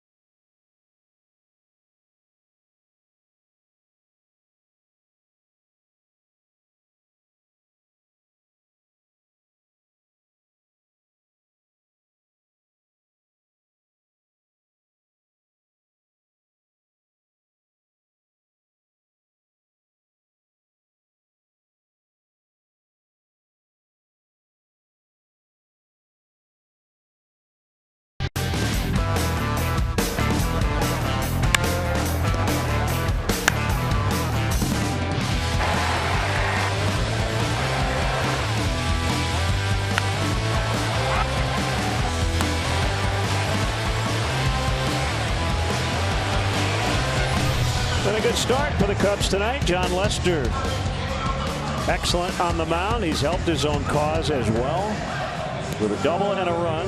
Jason Hayward with his 100th career homer. 3-0 lead here in the 6th. Cubs are down to 7 in their bullpen with the extra catcher at the start of the year with 8. For the most part, they haven't really needed to push that bullpen with all these great starts. No, that's what's allowed them to make that shift, and that was always in flux. Whether they would stay with that 8-man bullpen for the long haul or not, decided the way things were playing out, they didn't need it. So they've kept Fedorovich. Ramirez was designated for assignment. Well, Russell won't be happy that he made it out, but he did make good contact as he lines out. Wednesday on Cubs pregame live, Kelly Kroll goes on the road with David Ross. The Cubs catcher takes viewers for a behind-the-scenes look at his pregame prep. And the team is traveling. And they recorded this in St. Louis. Don't miss On the Road with David Ross Wednesday at 11:30 on CSN Chicago. And here is Ross. Cubs are 19-6 when he starts. His 100th home run came off Adam Morgan.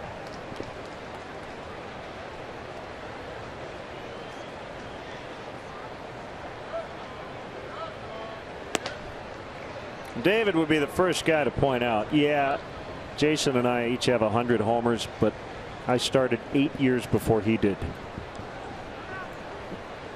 And he was there when Jason Hayward, that's right, yep, hit his first career homer with the Braves. They were teammates in 2010. Jason gave David a lot of credit for helping him settle in Atlanta.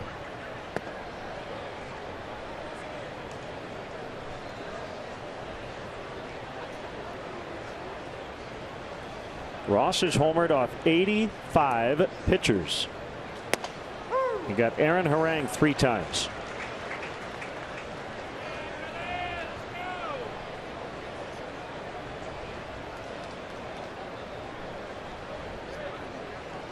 He got Mark Grace once. He did for his first.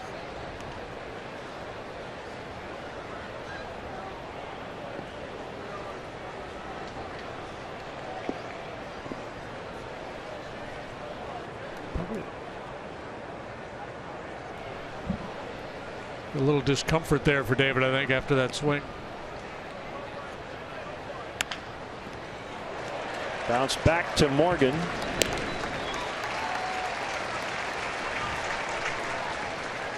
Who has now retired 6 straight since the Hayward homer. Here's a little presidential trivia for you folks. Okay. On this date in 1892, the first U.S. president ever to attend a Major League Baseball game was? Well, that is a gap in my presidential knowledge.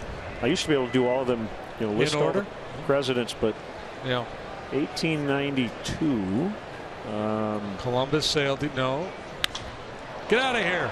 Deep left field, and it'll be caught by Goodell on the warning track. Lester gave it a ride. Go ahead. We'll wait till after the break. We're going to tease people. All right, 1892. No interwebbing, folks. No cheating.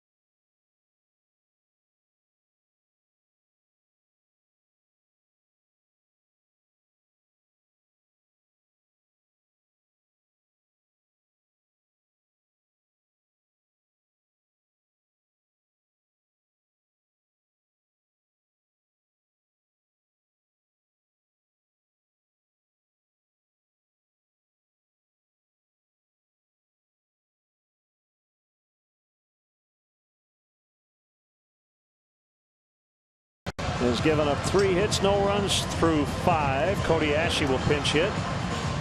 We've gotten a lot of good guesses. The question again, 1892. 1892, the first president ever to attend a Major League Baseball game. My first thought was Hayes. We've heard Taft. We've heard all kinds of guesses, but none of those are correct. Neighborhood, Benjamin Harrison. Okay. If you said Benjamin Harrison, you win a prize of your own choosing that you have to pay for. Walk yourself to the refrigerator and give yourself a treat. Cody Ashley hitting for the pitcher Morgan. 98 pitches, 60 strikes, 9-8-6. So it was a quality start for Morgan, who needed one. But he could be on the hook for his 5th loss in as many starts.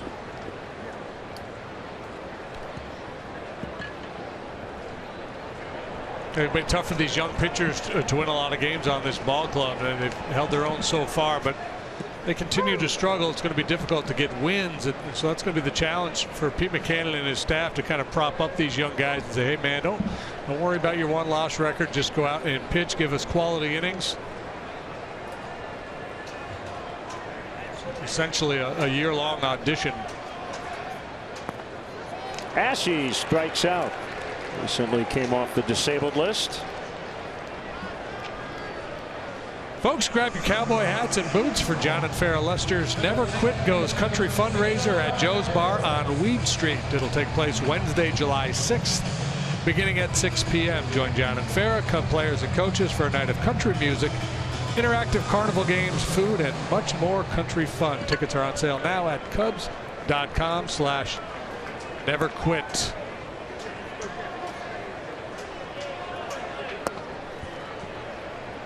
Hernandez shows bunt.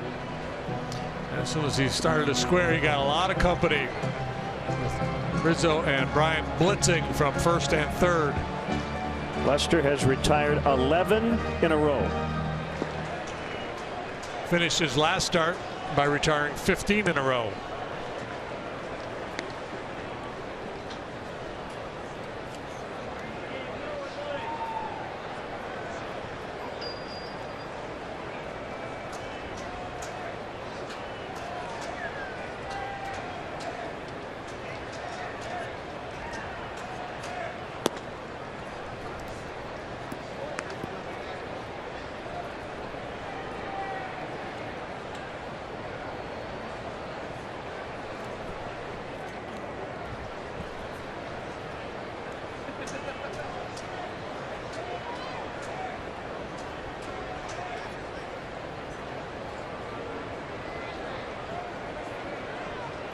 Ross will head out to the mound.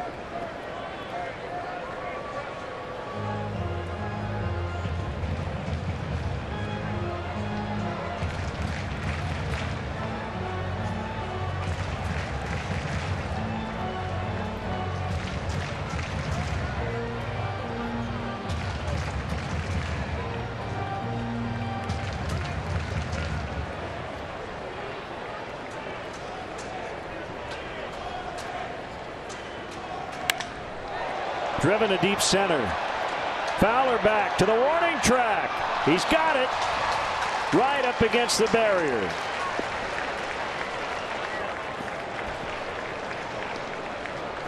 Hernandez put a pretty good charge in that one for a guy who's hit 1 home run so far this year. Straightaway center field, just a little bit shy as Fowler hauls it in.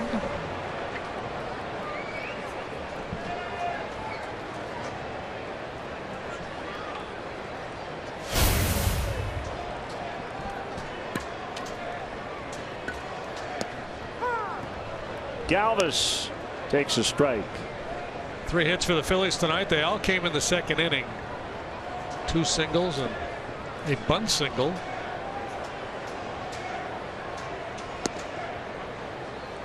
This run of outstanding starting pitching continues night after night, day after day.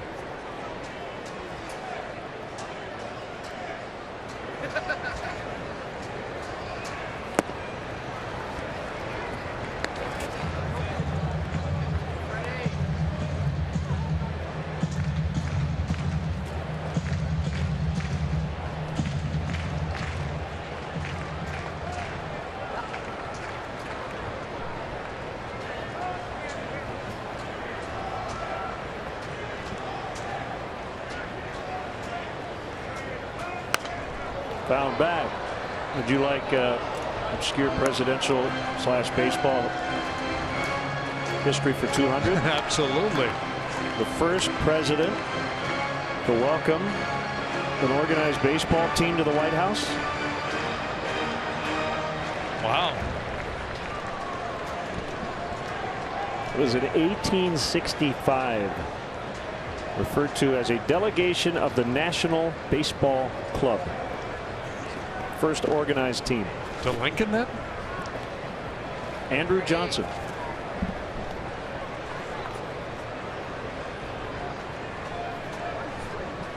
I believe he got impeached. Swing and a miss. That will end the inning.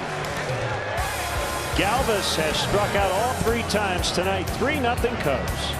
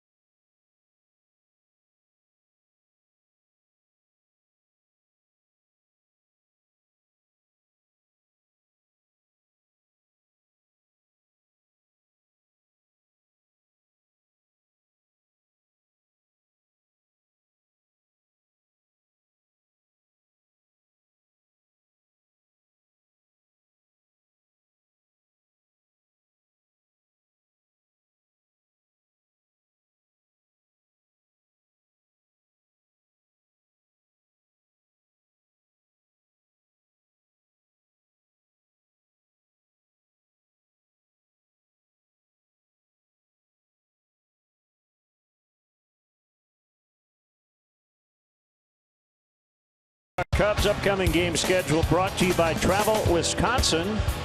Plan your fun today at travelwisconsin.com. We're not in Wisconsin, but we are out east or back east. That's one of those conversations you can have for an hour. Is it out east or back east if you're in the Midwest? Phillies, Braves, Nationals, National League East trip. The Paw trip.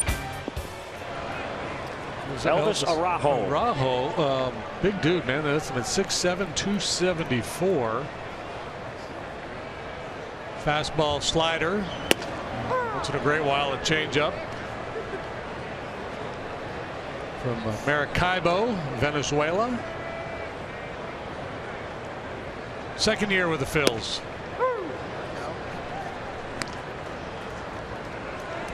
Oh, 2. Yeah, my thought was if you're in the Midwest, you could say out east or out west.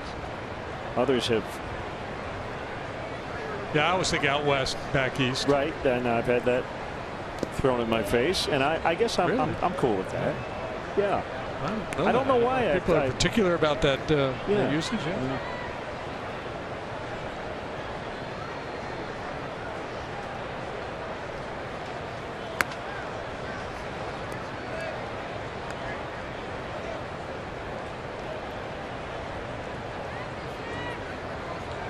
Two balls, 2 strikes.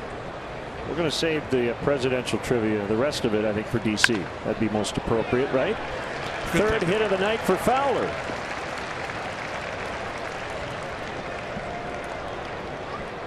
He's 3 out of 4. Good work from the right side tonight. Fowler came into this game batting .288 as a right-handed batter.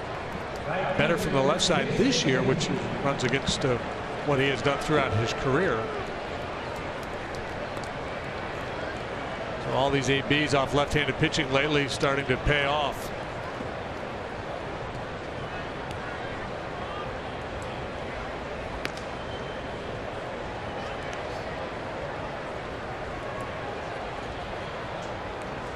Pretty much without fail, as soon as the base runner gets on, the Phillies throw to first.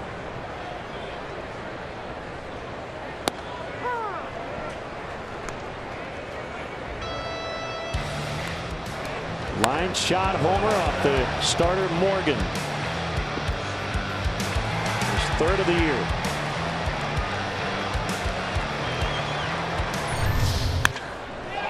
And he clubs one to deep center this time, and it's caught by Borges. Gets out to 409, just to the left of straightaway center.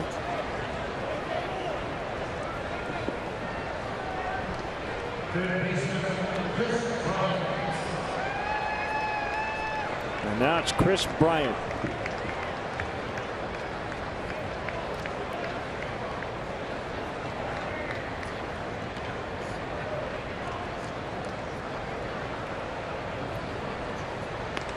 It's close to a balk. Front foot looked like it went straight down as opposed to towards first base.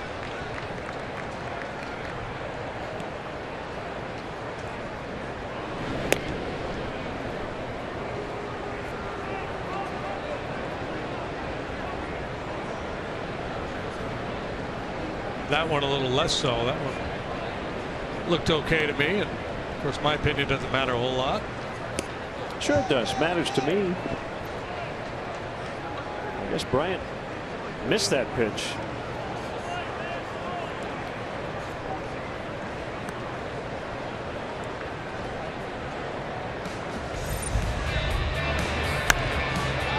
Beautiful swing here on a pitch out away from him. This is the one where the fan reached over.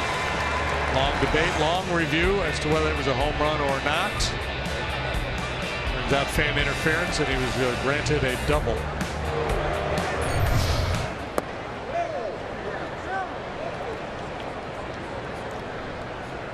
All right, we may have to do one last presidential thing. Okay. Because one particular tweeter keeps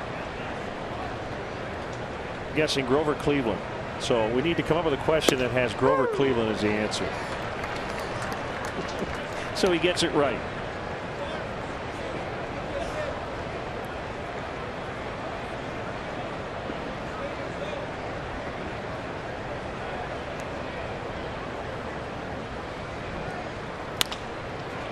Down the right field line, but it's going to land foul. Yeah, but it's got to have a baseball hook. We could talk about Grover Cleveland Alexander. Right. I was just thinking we could make it real simple. Who was the 22nd and 24th president of the United States? I'm going to go with Grover Cleveland. You would be right. And if you guessed that on Twitter, you're right.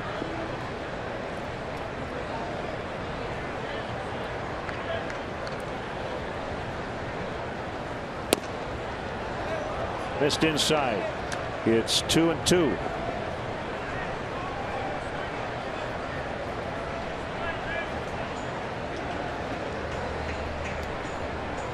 Rajo has worked a high walk rate throughout his career, both as a minor leaguer and his time in the big leagues last year with the Phillies and again this year.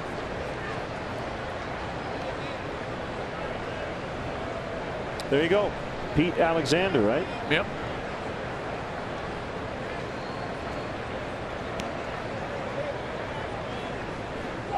Runner goes. That ball lined into right for a base hit. Fowler gliding to third.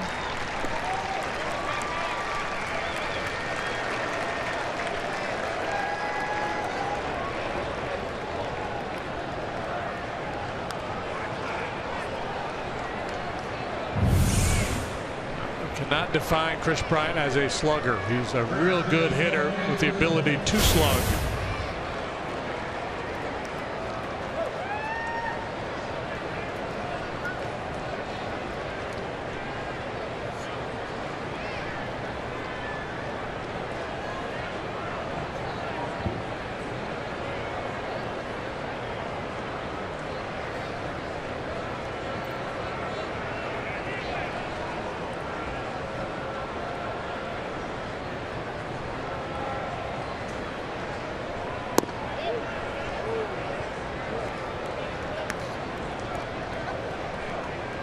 Araujo. Got squeezed a little bit there by Vic Carapazzo, the home plate umpire.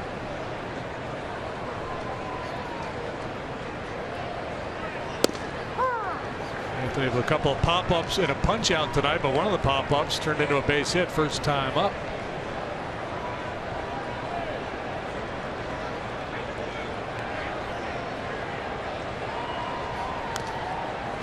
Rizzo just got a piece of it.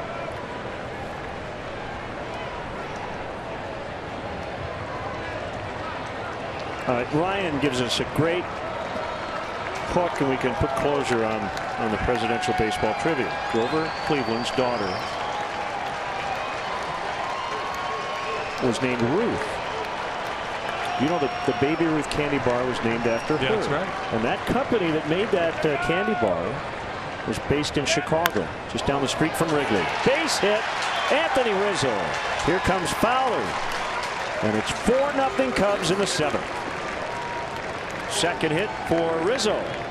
Well, ditto what I said about Bryant with Rizzo. Just a really good hitter who has the ability to slug, and he displays it yet again off a lefty who, you know, it's some tough angles with this big dude out there.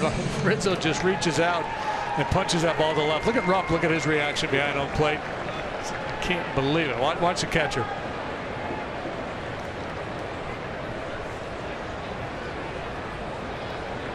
I mean, they make the pitch they want to make. Rupp's like, I can't believe it. You got to be kidding me. That's the value of Rizzo standing on top of home plate. And reach pitches well off the outside edge.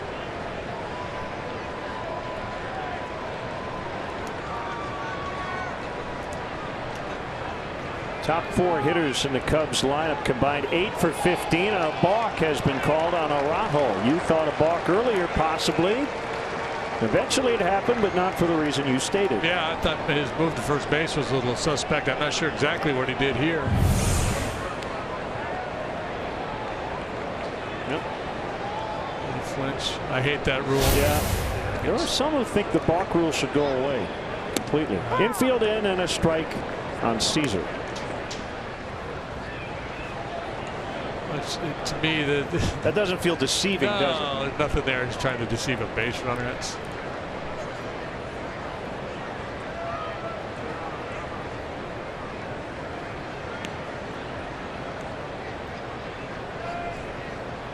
bunted by Matt. Bryant will score.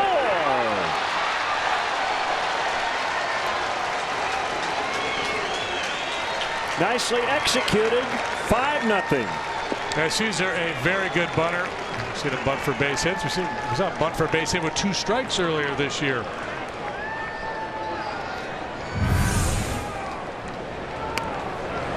He will get a sacrifice out of it and an RBI.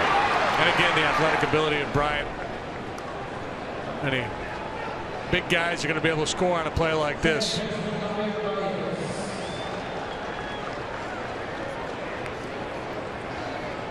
Pretty athletic play for the big lefty.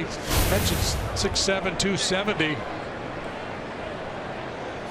Rizzo also advances to third, and still only 1 out, and Baez takes ball 1. 2 in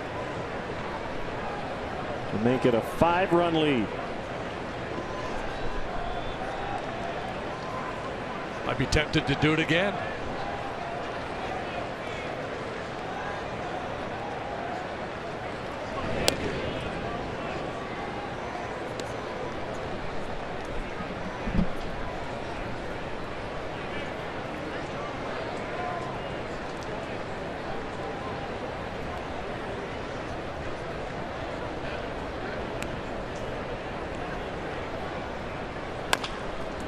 Tapper, that looks like a bunt too, and the flip to the plate. Out. Wow. Pretty agile, isn't he, the big fella? That was pretty slick. No way was he going to make that play. And Joe may want another look at it. That was very tight play, and is Rupp all right? He gets spiked. Bare hand, gets a little steam on that flip.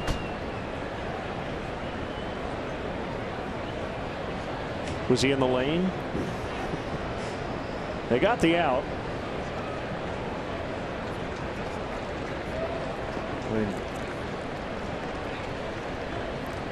being somewhat facetious, but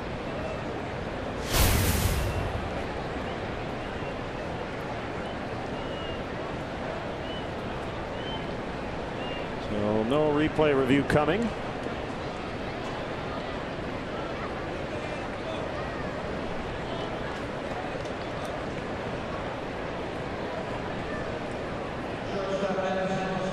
So Russell now with men at first and second.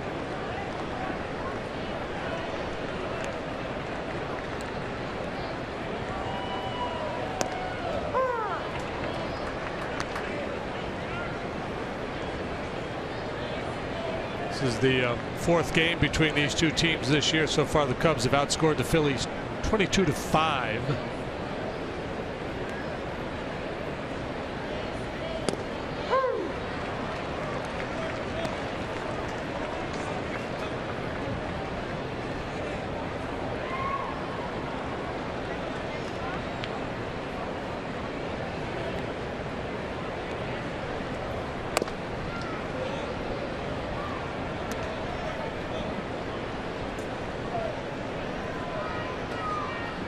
Pirates Mets rained out tonight, so a Cub win tonight would make them a full 10 games better than the second place Pirates.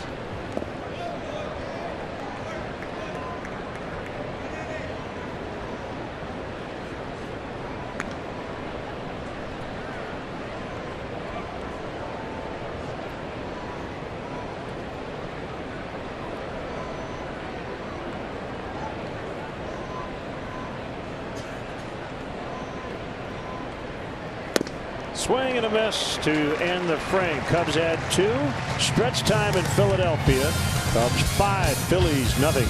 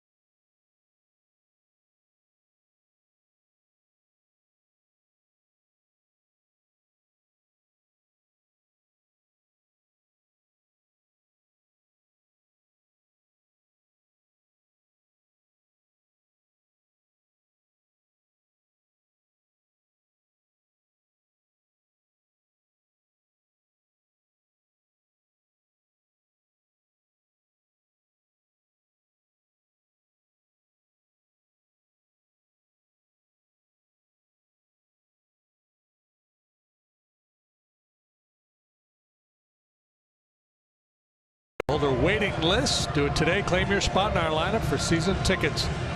It's easy and free to register. For details, visit Cubs.com/waiting list.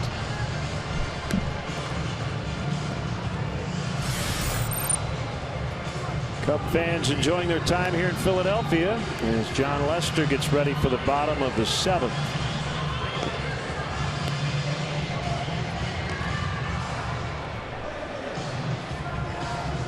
Big fella on cruise control.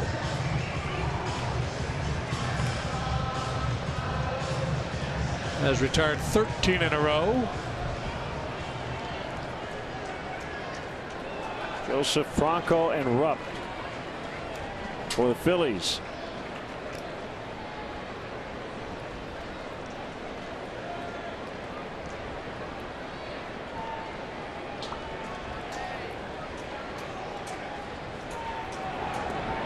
Curve at 70. Yeah, he's been using that slow curve a little bit more tonight. So he'll get over 0-0, drop it in there for strike 1, but he's used it in deep counts too. On the ground and into left. First hit since the second for the Phillies. 4 hits in all. They've all been singles. They've had 1 runner reach second base. That's it.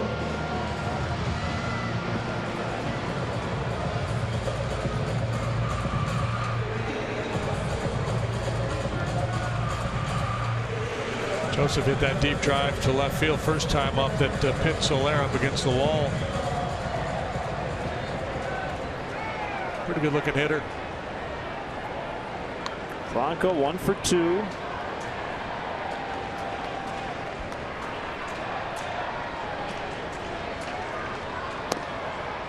Angels and Yankees tied at 2-2 in the 8th in the Bronx.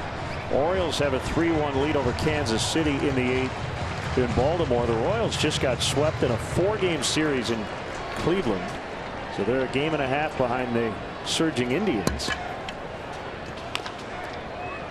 Detroit pummeling Toronto 9-0 in the 7th in Detroit. Astros have come back. It's 4-4 in the 4th in Texas.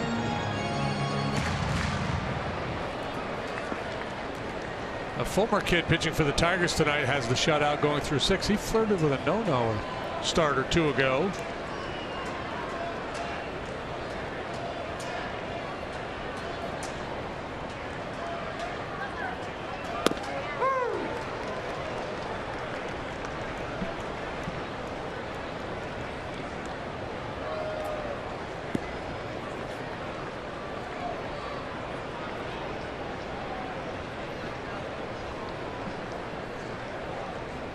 Trevor Bauer for the Indians tonight in Seattle against the Mariners. Fouled back. Tyler Chatwood with a 2.99 ERA for the Rockies will face Mike Bolsinger tonight in Los Angeles. He was on the wins above replacement leaderboard I was checking out the other day.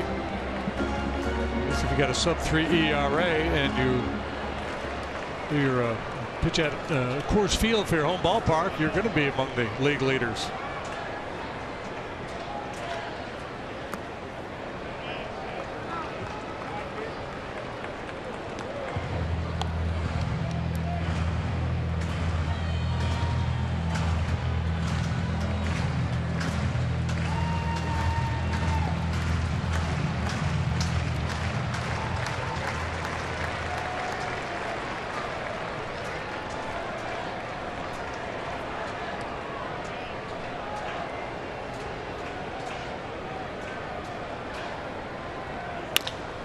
Could be 2. 5-4-3.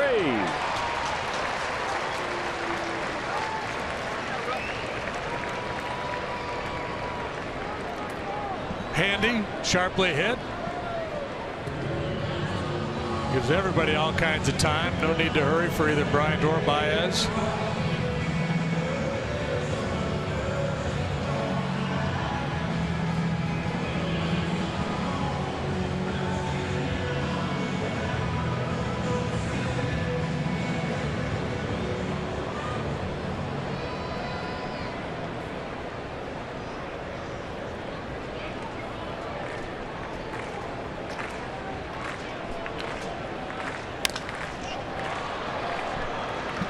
Jason Hayward in right.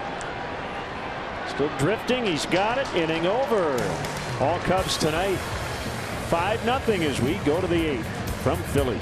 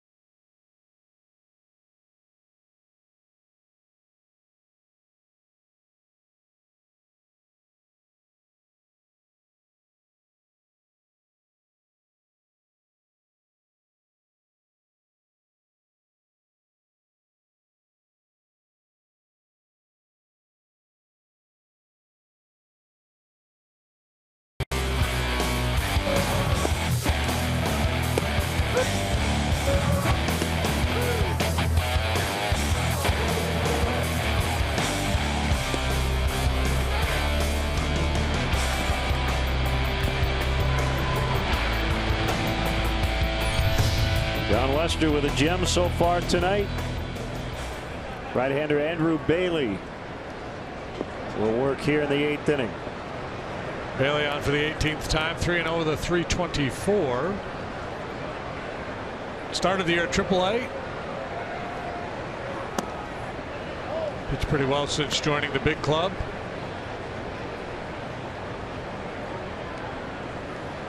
That happened back on April 20th when James Russell was designated for assignment. He was an all-star. Bailey was in Oakland his first 2 seasons in the majors, and the Rookie of the Year in the American League in 2009.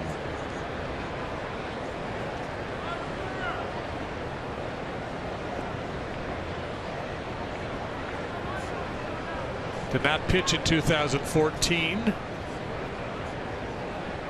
Surgery. What's that cutter, Brett? 93, a little short, little cutting action. That's a good weapon.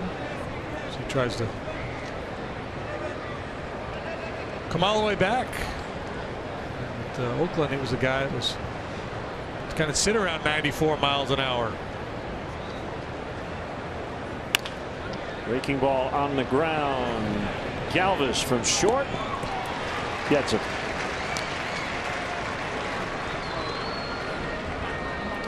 Well, if you missed it earlier, Jorge Soler had to leave the game due to injury. He had a really good game, but only played about 3 innings. Took away extra bases here on a deep drive off the bat of Tommy Joseph in the 1st inning. Ended up going 2 for 2, but on his 2nd hit, it went to the wall. That left hamstring grabbed him, and we do not know the severity of the injury at this point, but he came out of the game for a pinch runner.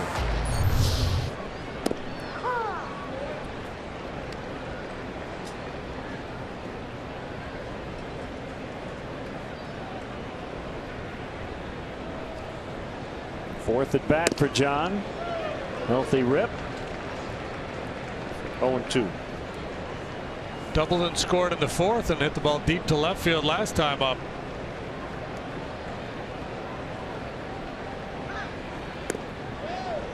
He's got that look. He's got this bet with John Lackey, and I think he's thinking this is one of those ballparks. Got his mojo going here tonight. Yeah. Able to check on the curveball. Whatever the bet is, it's who hits the most home runs, and whoever hits 1 may win.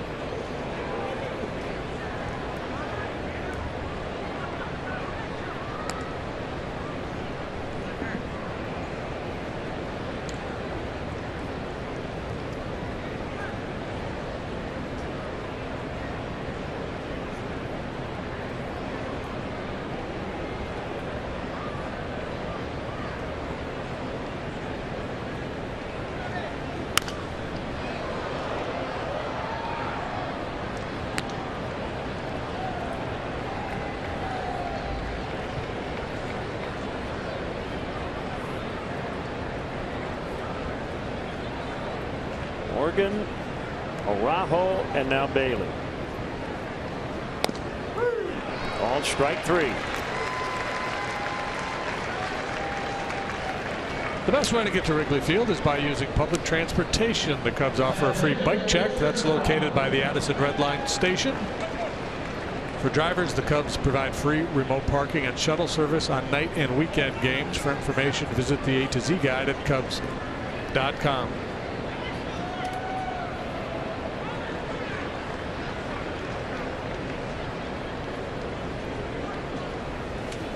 Fowler takes a strike.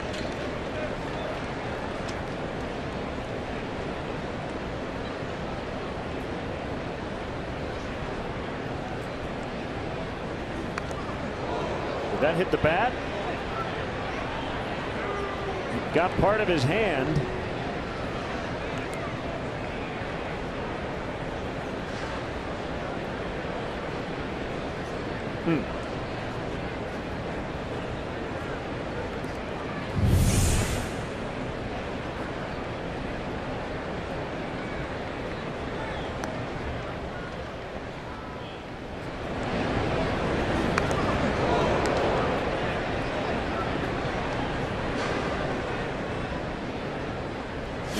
call made? I did not. That's why I haven't seen anything from Carapazza.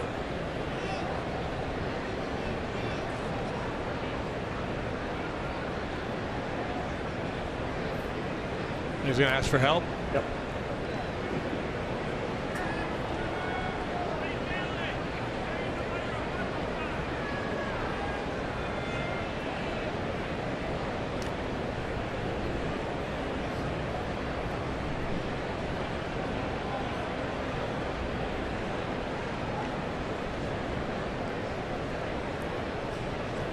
It's one of those deals where I'm sure the ball caught both the bat and his hand. It's just a matter of what it hit first, and Fowler has been given first base.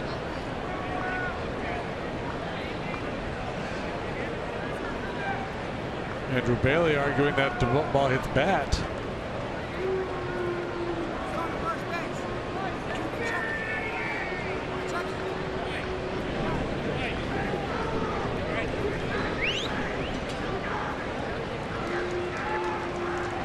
So Pete McCannon challenging, it looks like. Our Foresight Technology replay review. How do you overturn this one? I don't know. I mean, yeah. Can you get a slow enough frame by frame look?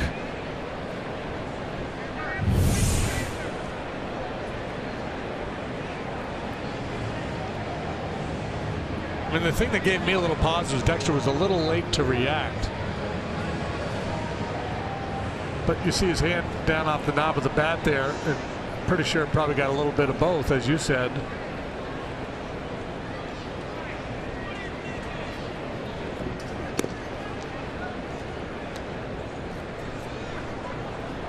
Well, the review is over. That was quick.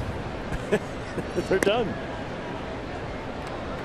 Did they even put the headset on? I don't know what's going on here. This is funky. Okay. This whole game has had a weird vibe to it. 22nd look. They probably called New York, and New York said, "You're on your own on this one."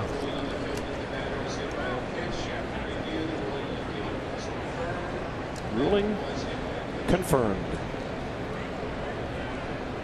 So here's Hayward.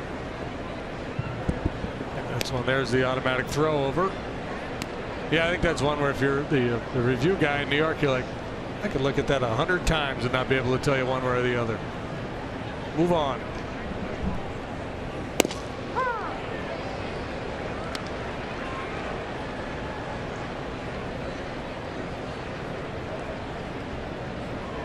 So Fowler and Hayward have been hit tonight 39 times this year as a team, leading the majors.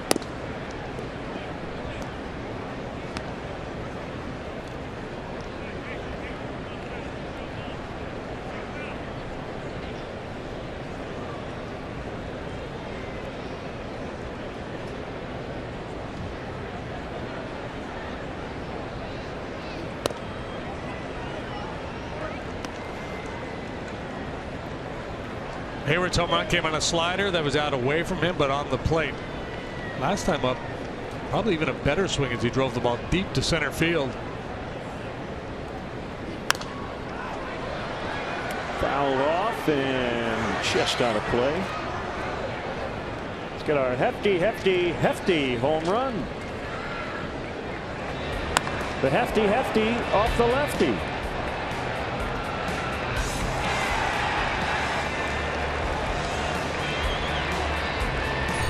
Fourth home run by the Cubs off of Adam Morgan. They got 3 against him in his start at Wrigley. Chris Bryant just missed one back in the first. Runner goes, bounce to first, foul.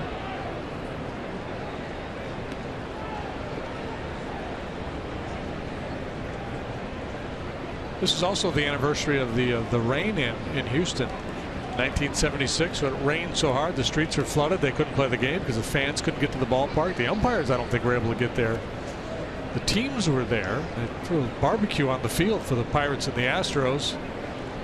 But apparently, I was just reading, some resourceful fans canoed to the Astrodome to get a rain check. Wow. Hayward held. On appeal, Carlos Torres made the call. So it's 3-2. Honey, hop in the boat. We're going to the ballpark.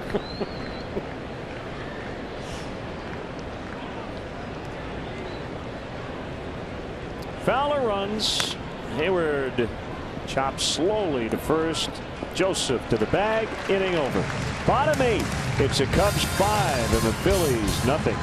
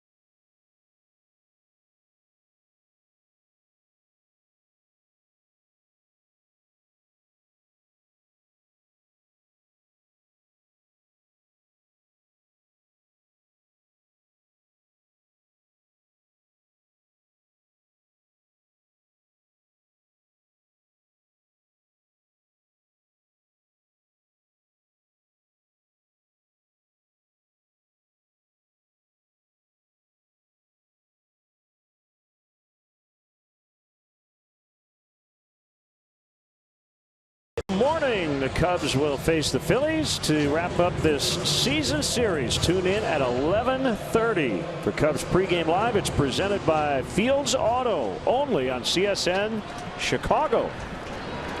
Breakfast in a ball game. It'll be John Lackey and Vince Velasquez. Hendricks and Eichhoff tomorrow night.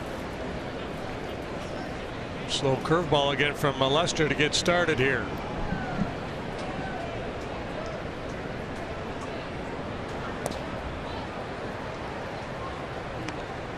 Justin Grimm, it looks like, is up in the Cubs bullpen, but I tell you, Lester with 86 pitches, incredibly efficient.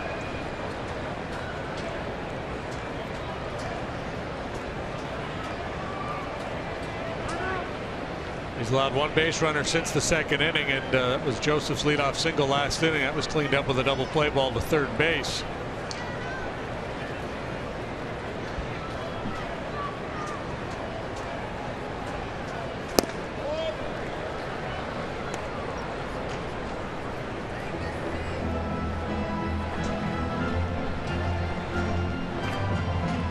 Goodell is the brother of Eric Goodell, pitcher.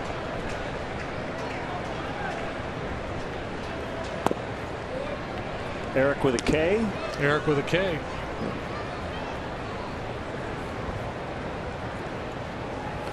His dad, David, is a biotech industry pioneer who developed synthesized insulin. Wow. Eric is at AAA in the Mets chain at 41 major league appearances previous 2 years.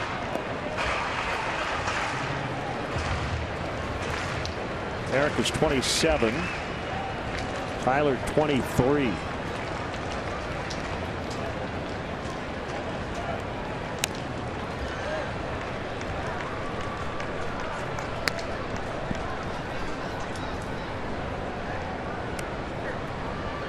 Phillies got Tyler Goodell from the Rays in the Rule 5 draft. Played Double-A ball last year, hit 12 home runs, drove in 72.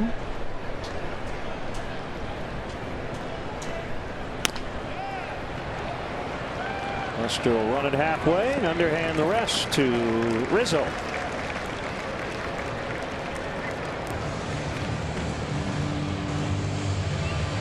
One out. Here's Peter Borges.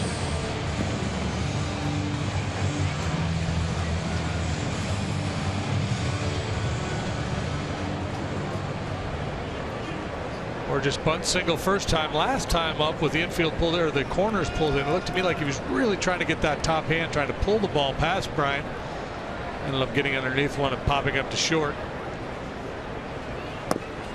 All right, so get in Joe's head here a little bit. 113 pitches, season high in his last start. He went all 9.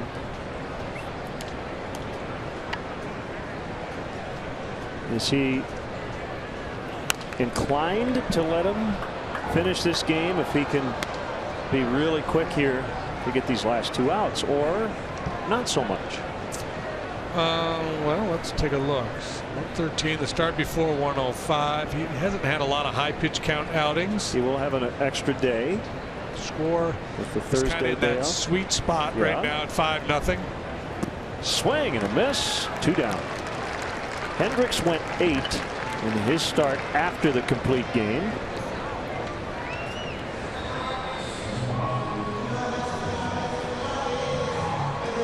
I would say if I were Joe and the Cubs didn't score in the top of the 9th, I'd run him back out there. If the Cubs scored another run or 2, then I'd probably turn it over to the bullpen, because just you always manage against the worst case scenario. And even though 5-0 lead, especially with this Philly lineup, the way they've performed this year and the way they look tonight, you still manage against the worst case scenario, and you always play that what if game. And you're hesitant to pull a pitcher who's in complete control of the ball game. Yeah, and he did just what we prescribed, so he'll be under 100 pitches through 8 on just 4 hits. 5-0.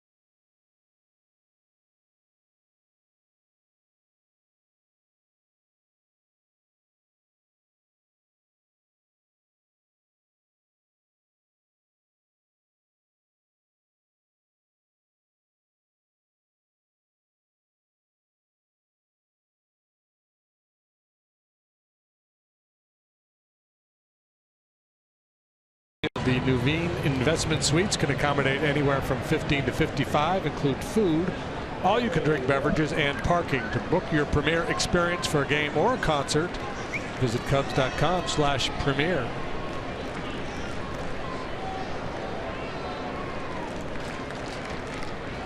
The pitcher for the Phillies, Brett Oberholzer. Oberholzer has been plagued by the long ball.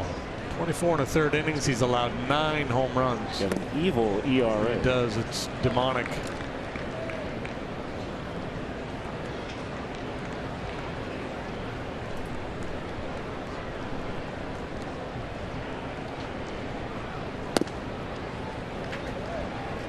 Got a good changeup.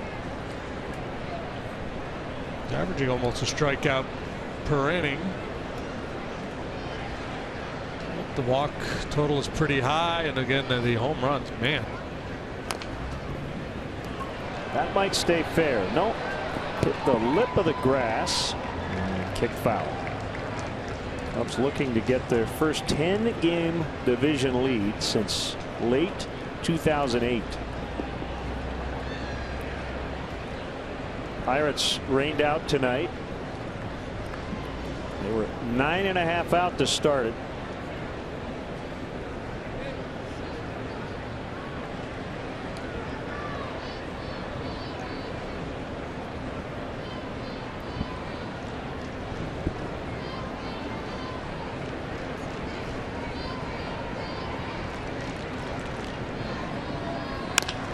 Bryant yanks one deep to left. Off the wall. On his way to second, he's got a double, and he's been an inch away a couple of different times from a 2-homer game. As it is, he's 3 out of 5.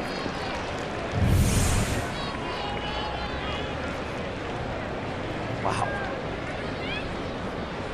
Right at the top of the pad. Yeah, just misses number 14, and could have had 14 earlier in the ball game. They keep trying to beat him with inside fastballs, and proves time and time again how quick he is. Here's the one from his first plate appearance back in the first inning. Now that one was a little closer, right at the top of that railing. This one hit the top of the padding. Just one more spoonful of cheese whiz on that steak sandwich, and he's got 2 long ones. Rizzo takes a strike. Because that's the thing with Bryant, because he covers the outside pitch so well, and because he handles breaking stuff and lays off chase breaking pitches, the pitcher's trying to find a hole, and understandable that they would take a shot up and in with a fastball. And, you know, he can be beat in there, but he gets to that pitch quite often.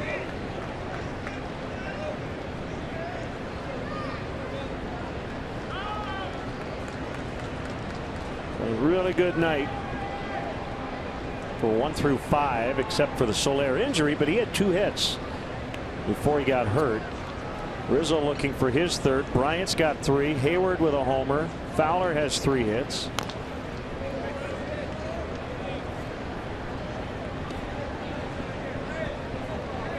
Yeah, and the other thing, we talk about the pitching, the bats coming to life here tonight. Defensively, the Cubs have played really good baseball all year long, and this hot stretch at home real clean too. And one game where they made a couple errors, but other than that, very tight.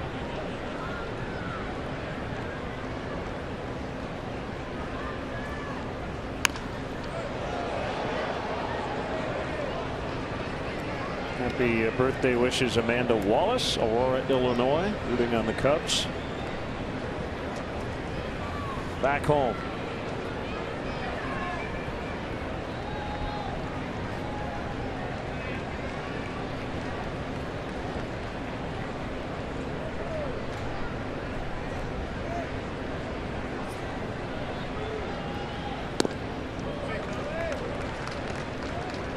Congrats to Cubs minor league right-hander Jake Buchanan, named the Pacific Coast League Pitcher of the Week. 2-0 last week. The I-Cubs are hot. They went into tonight's game against Memphis having won 9 in a row, and they're in first place in their division.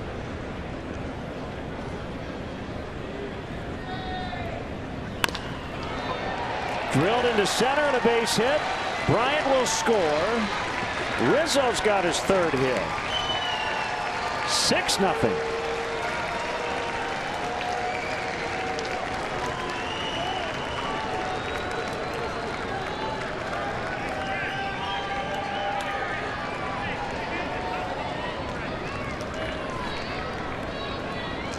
First hit for Anthony tonight was a fluky one, a little pop-up, but the last two very good. He went out of the zone last time to punch a single in the left, and a good solid line drive here. And negotiations have begun.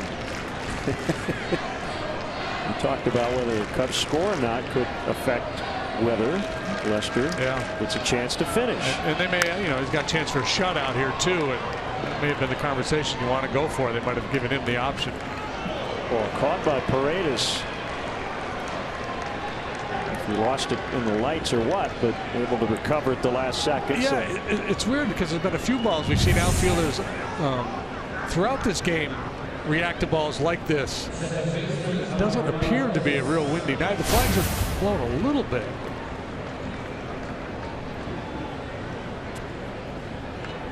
So remember in spring training when we were doing our over-unders and asking all the questions, who's going to lead the team in homers? I said Chris Bryant. So he and Anthony Rizzo tied with 13 apiece. Bryant with his 41st RBI tonight. Rizzo with 41 and 42. It's going to be a really good race.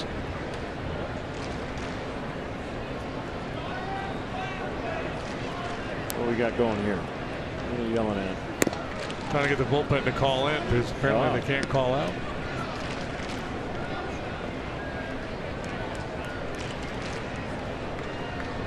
Landline technology.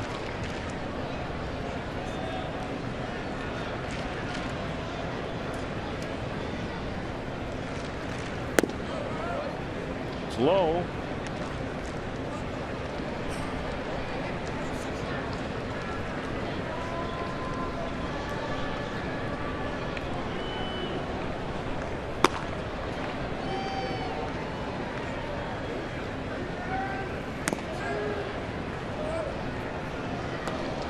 Three and one.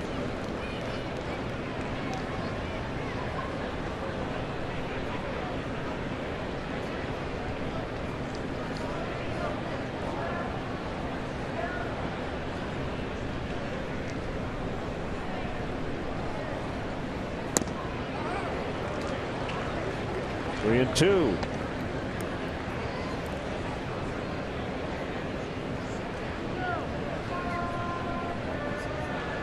And a rough night at the plate for Baez. 0 for 4. He struck out with the bases loaded in the first. Looks like he's trying to put a big swing on one here to get a little redemption.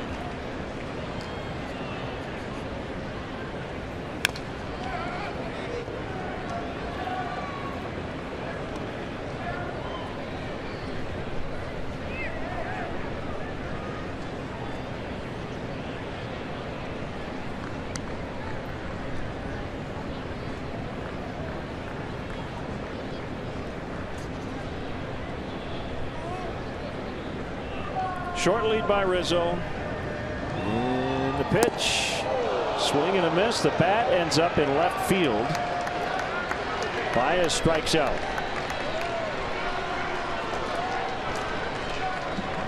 I saw it earlier with Galvez. Galvez fooled by the changeup, slinging his bat into the crowd. This time Baez way out in front of that let up from Oberholzer.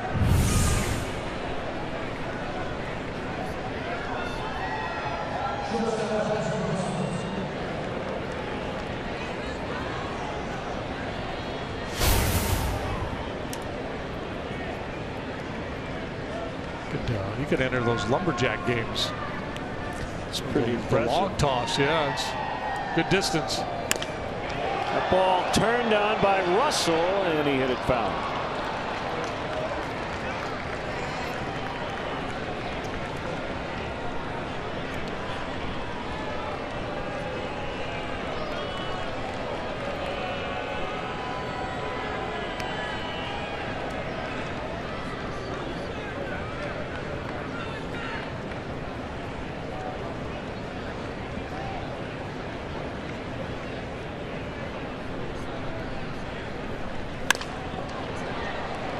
Right center, and again Paredes battling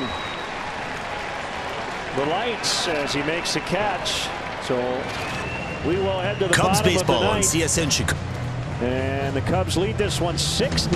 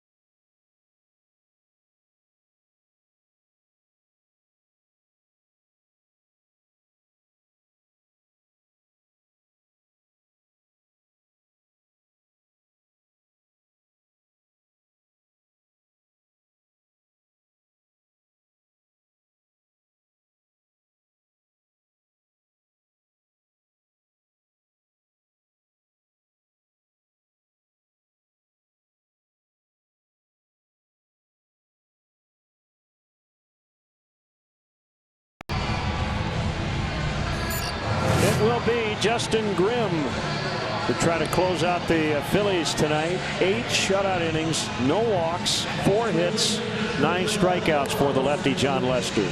So he's a pitcher of record. And here's Grimm in a non-save situation.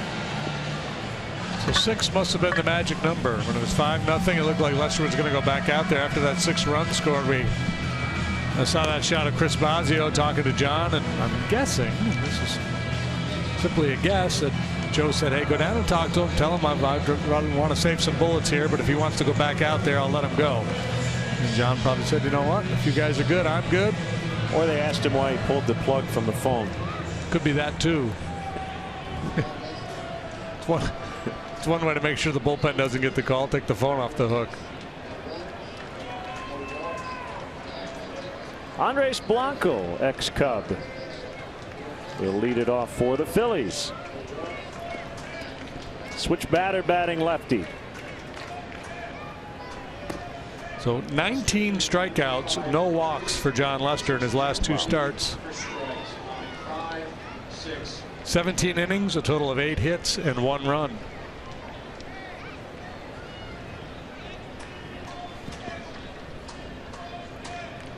What would your buddy Larry David say? Pretty good. 1-1.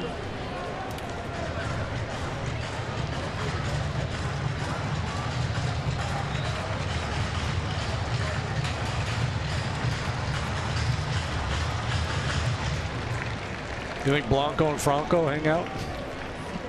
Yeah, why not?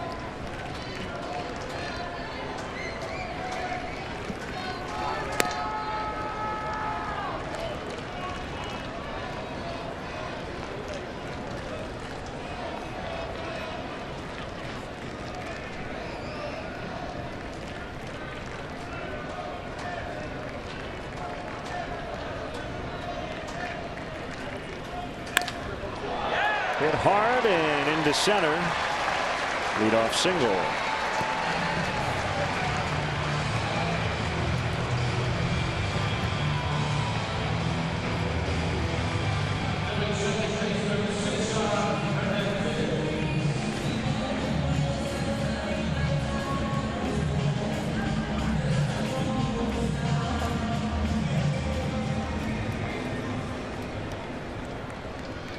Cesar Hernandez.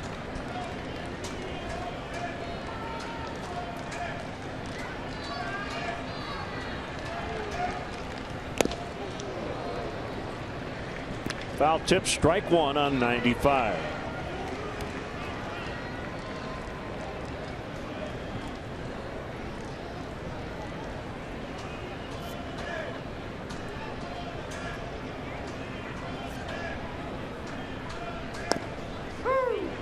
Called strike 2.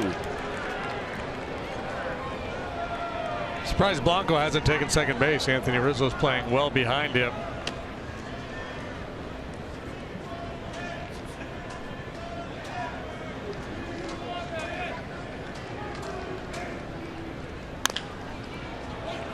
No chance for 2 here, but just get it out. Can't. Ball was hit softly. Hernandez was running fast, and it's an infield single.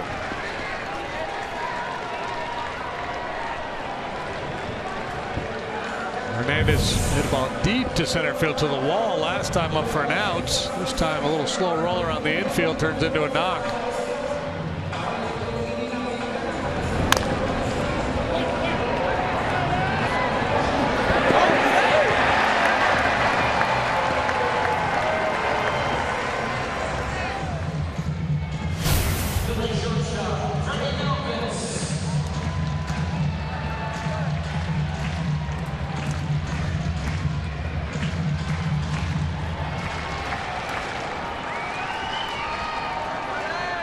Well, the Phillies trying to rally here, down 6 in the 9th. And the pitch to Galvis is hit to deep right, and a 3-run homer. It snaps an 0 for 22.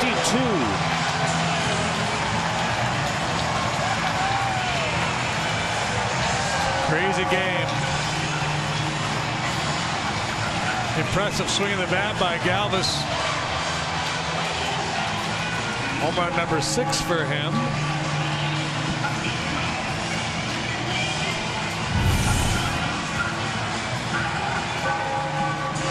Middle in fastball at 95 miles an hour.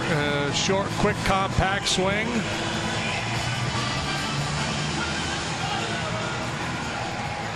An insurrection here in Philly.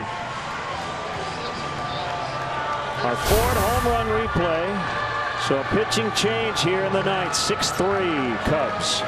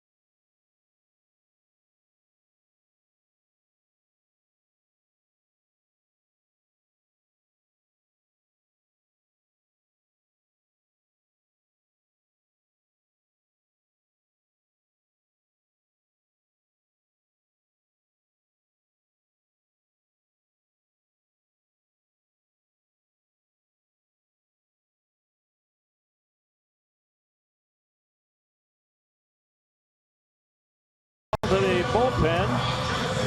Ball grilling flavor up to the bigs.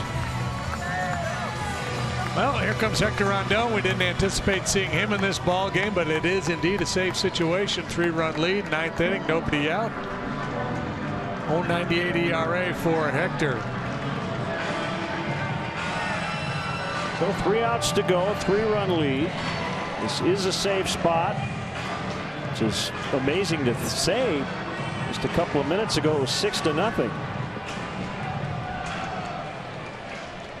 And as soon as Blanco reached, Joe got him up. He's not throwing with any urgency initially. Strike to Joseph. Well, it has been no drama Hector for the first 2 months. He's thrown a ton of strikes, gotten quick outs.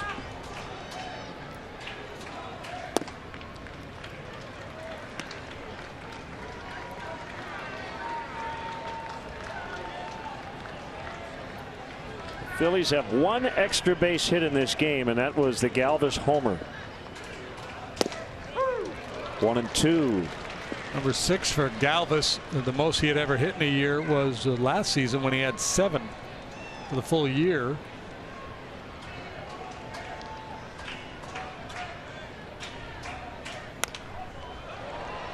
Poke foul.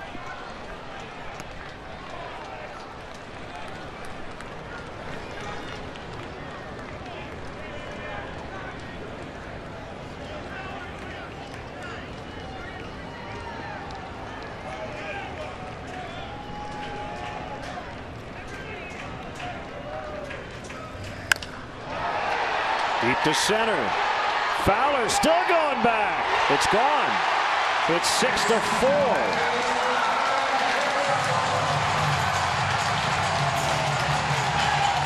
On a 1-2 offering, Joseph takes Rondon deep. We were talking earlier about the Phillies not having any 4-run innings until yesterday. Here's another one this evening. It comes at the most unlikely of times in an evening where they've been completely shackled, showing no signs of any life at all. That slider just got away from Rondon. A cement mixer right in the happy zone. Ford home run replay. Back-to-back homers for the Phillies. 2-run ball game.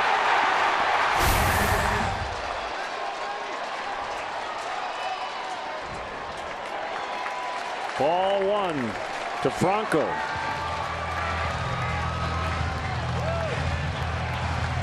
Now Strop is up. Swing and a miss.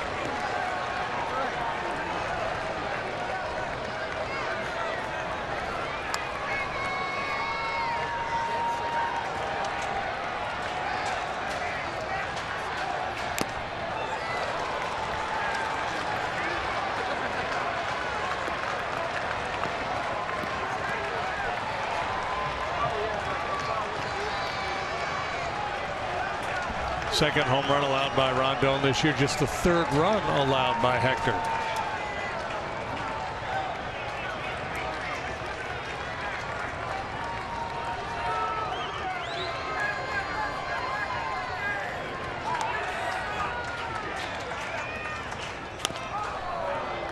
Toward first on the ground foul.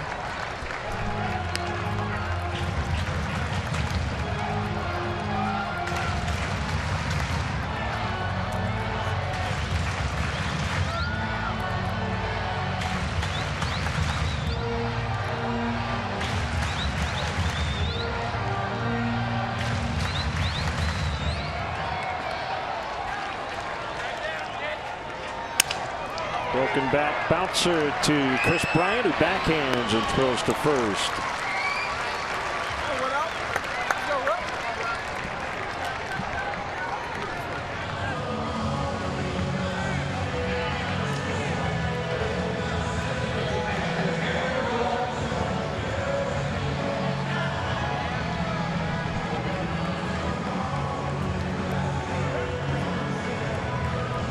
Rupp 0 for 3.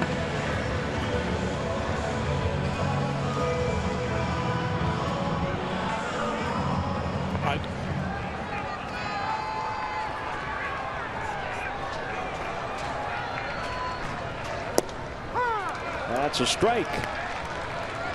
Single, single, homer, homer. 4 quick runs to get the Phillies within 2 with 2 outs to go. Good pitch.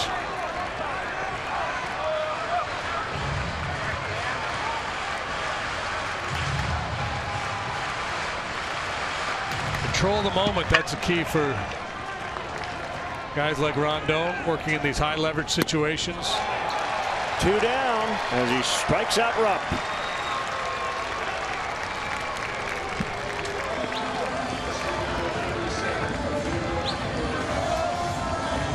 Just got to continue to try to make pitches. Don't get caught up in the adrenaline and overthrow. Make sure you locate, and he did that beautifully to Rupp. He's 7. Well placed. Odubel Herrera not in the lineup tonight. He had 4 hits yesterday.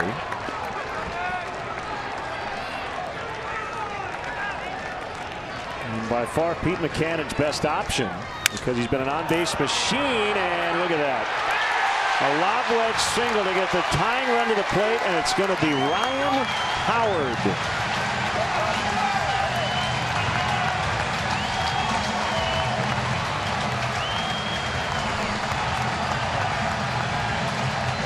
So there will be some drama here in the 9th inning.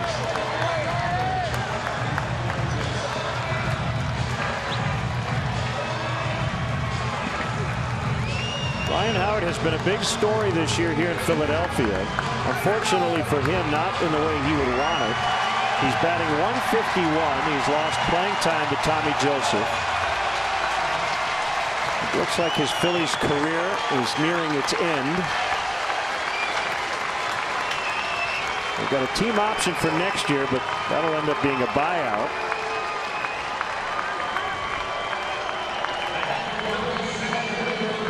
Chris Bosio out to the mound. The entire infield is out there as well. Just 22 hits in 146 at-bats. But 8 of those hits have been home runs, so he still has that. From 2006 to 2011, he averaged 44 homers a year.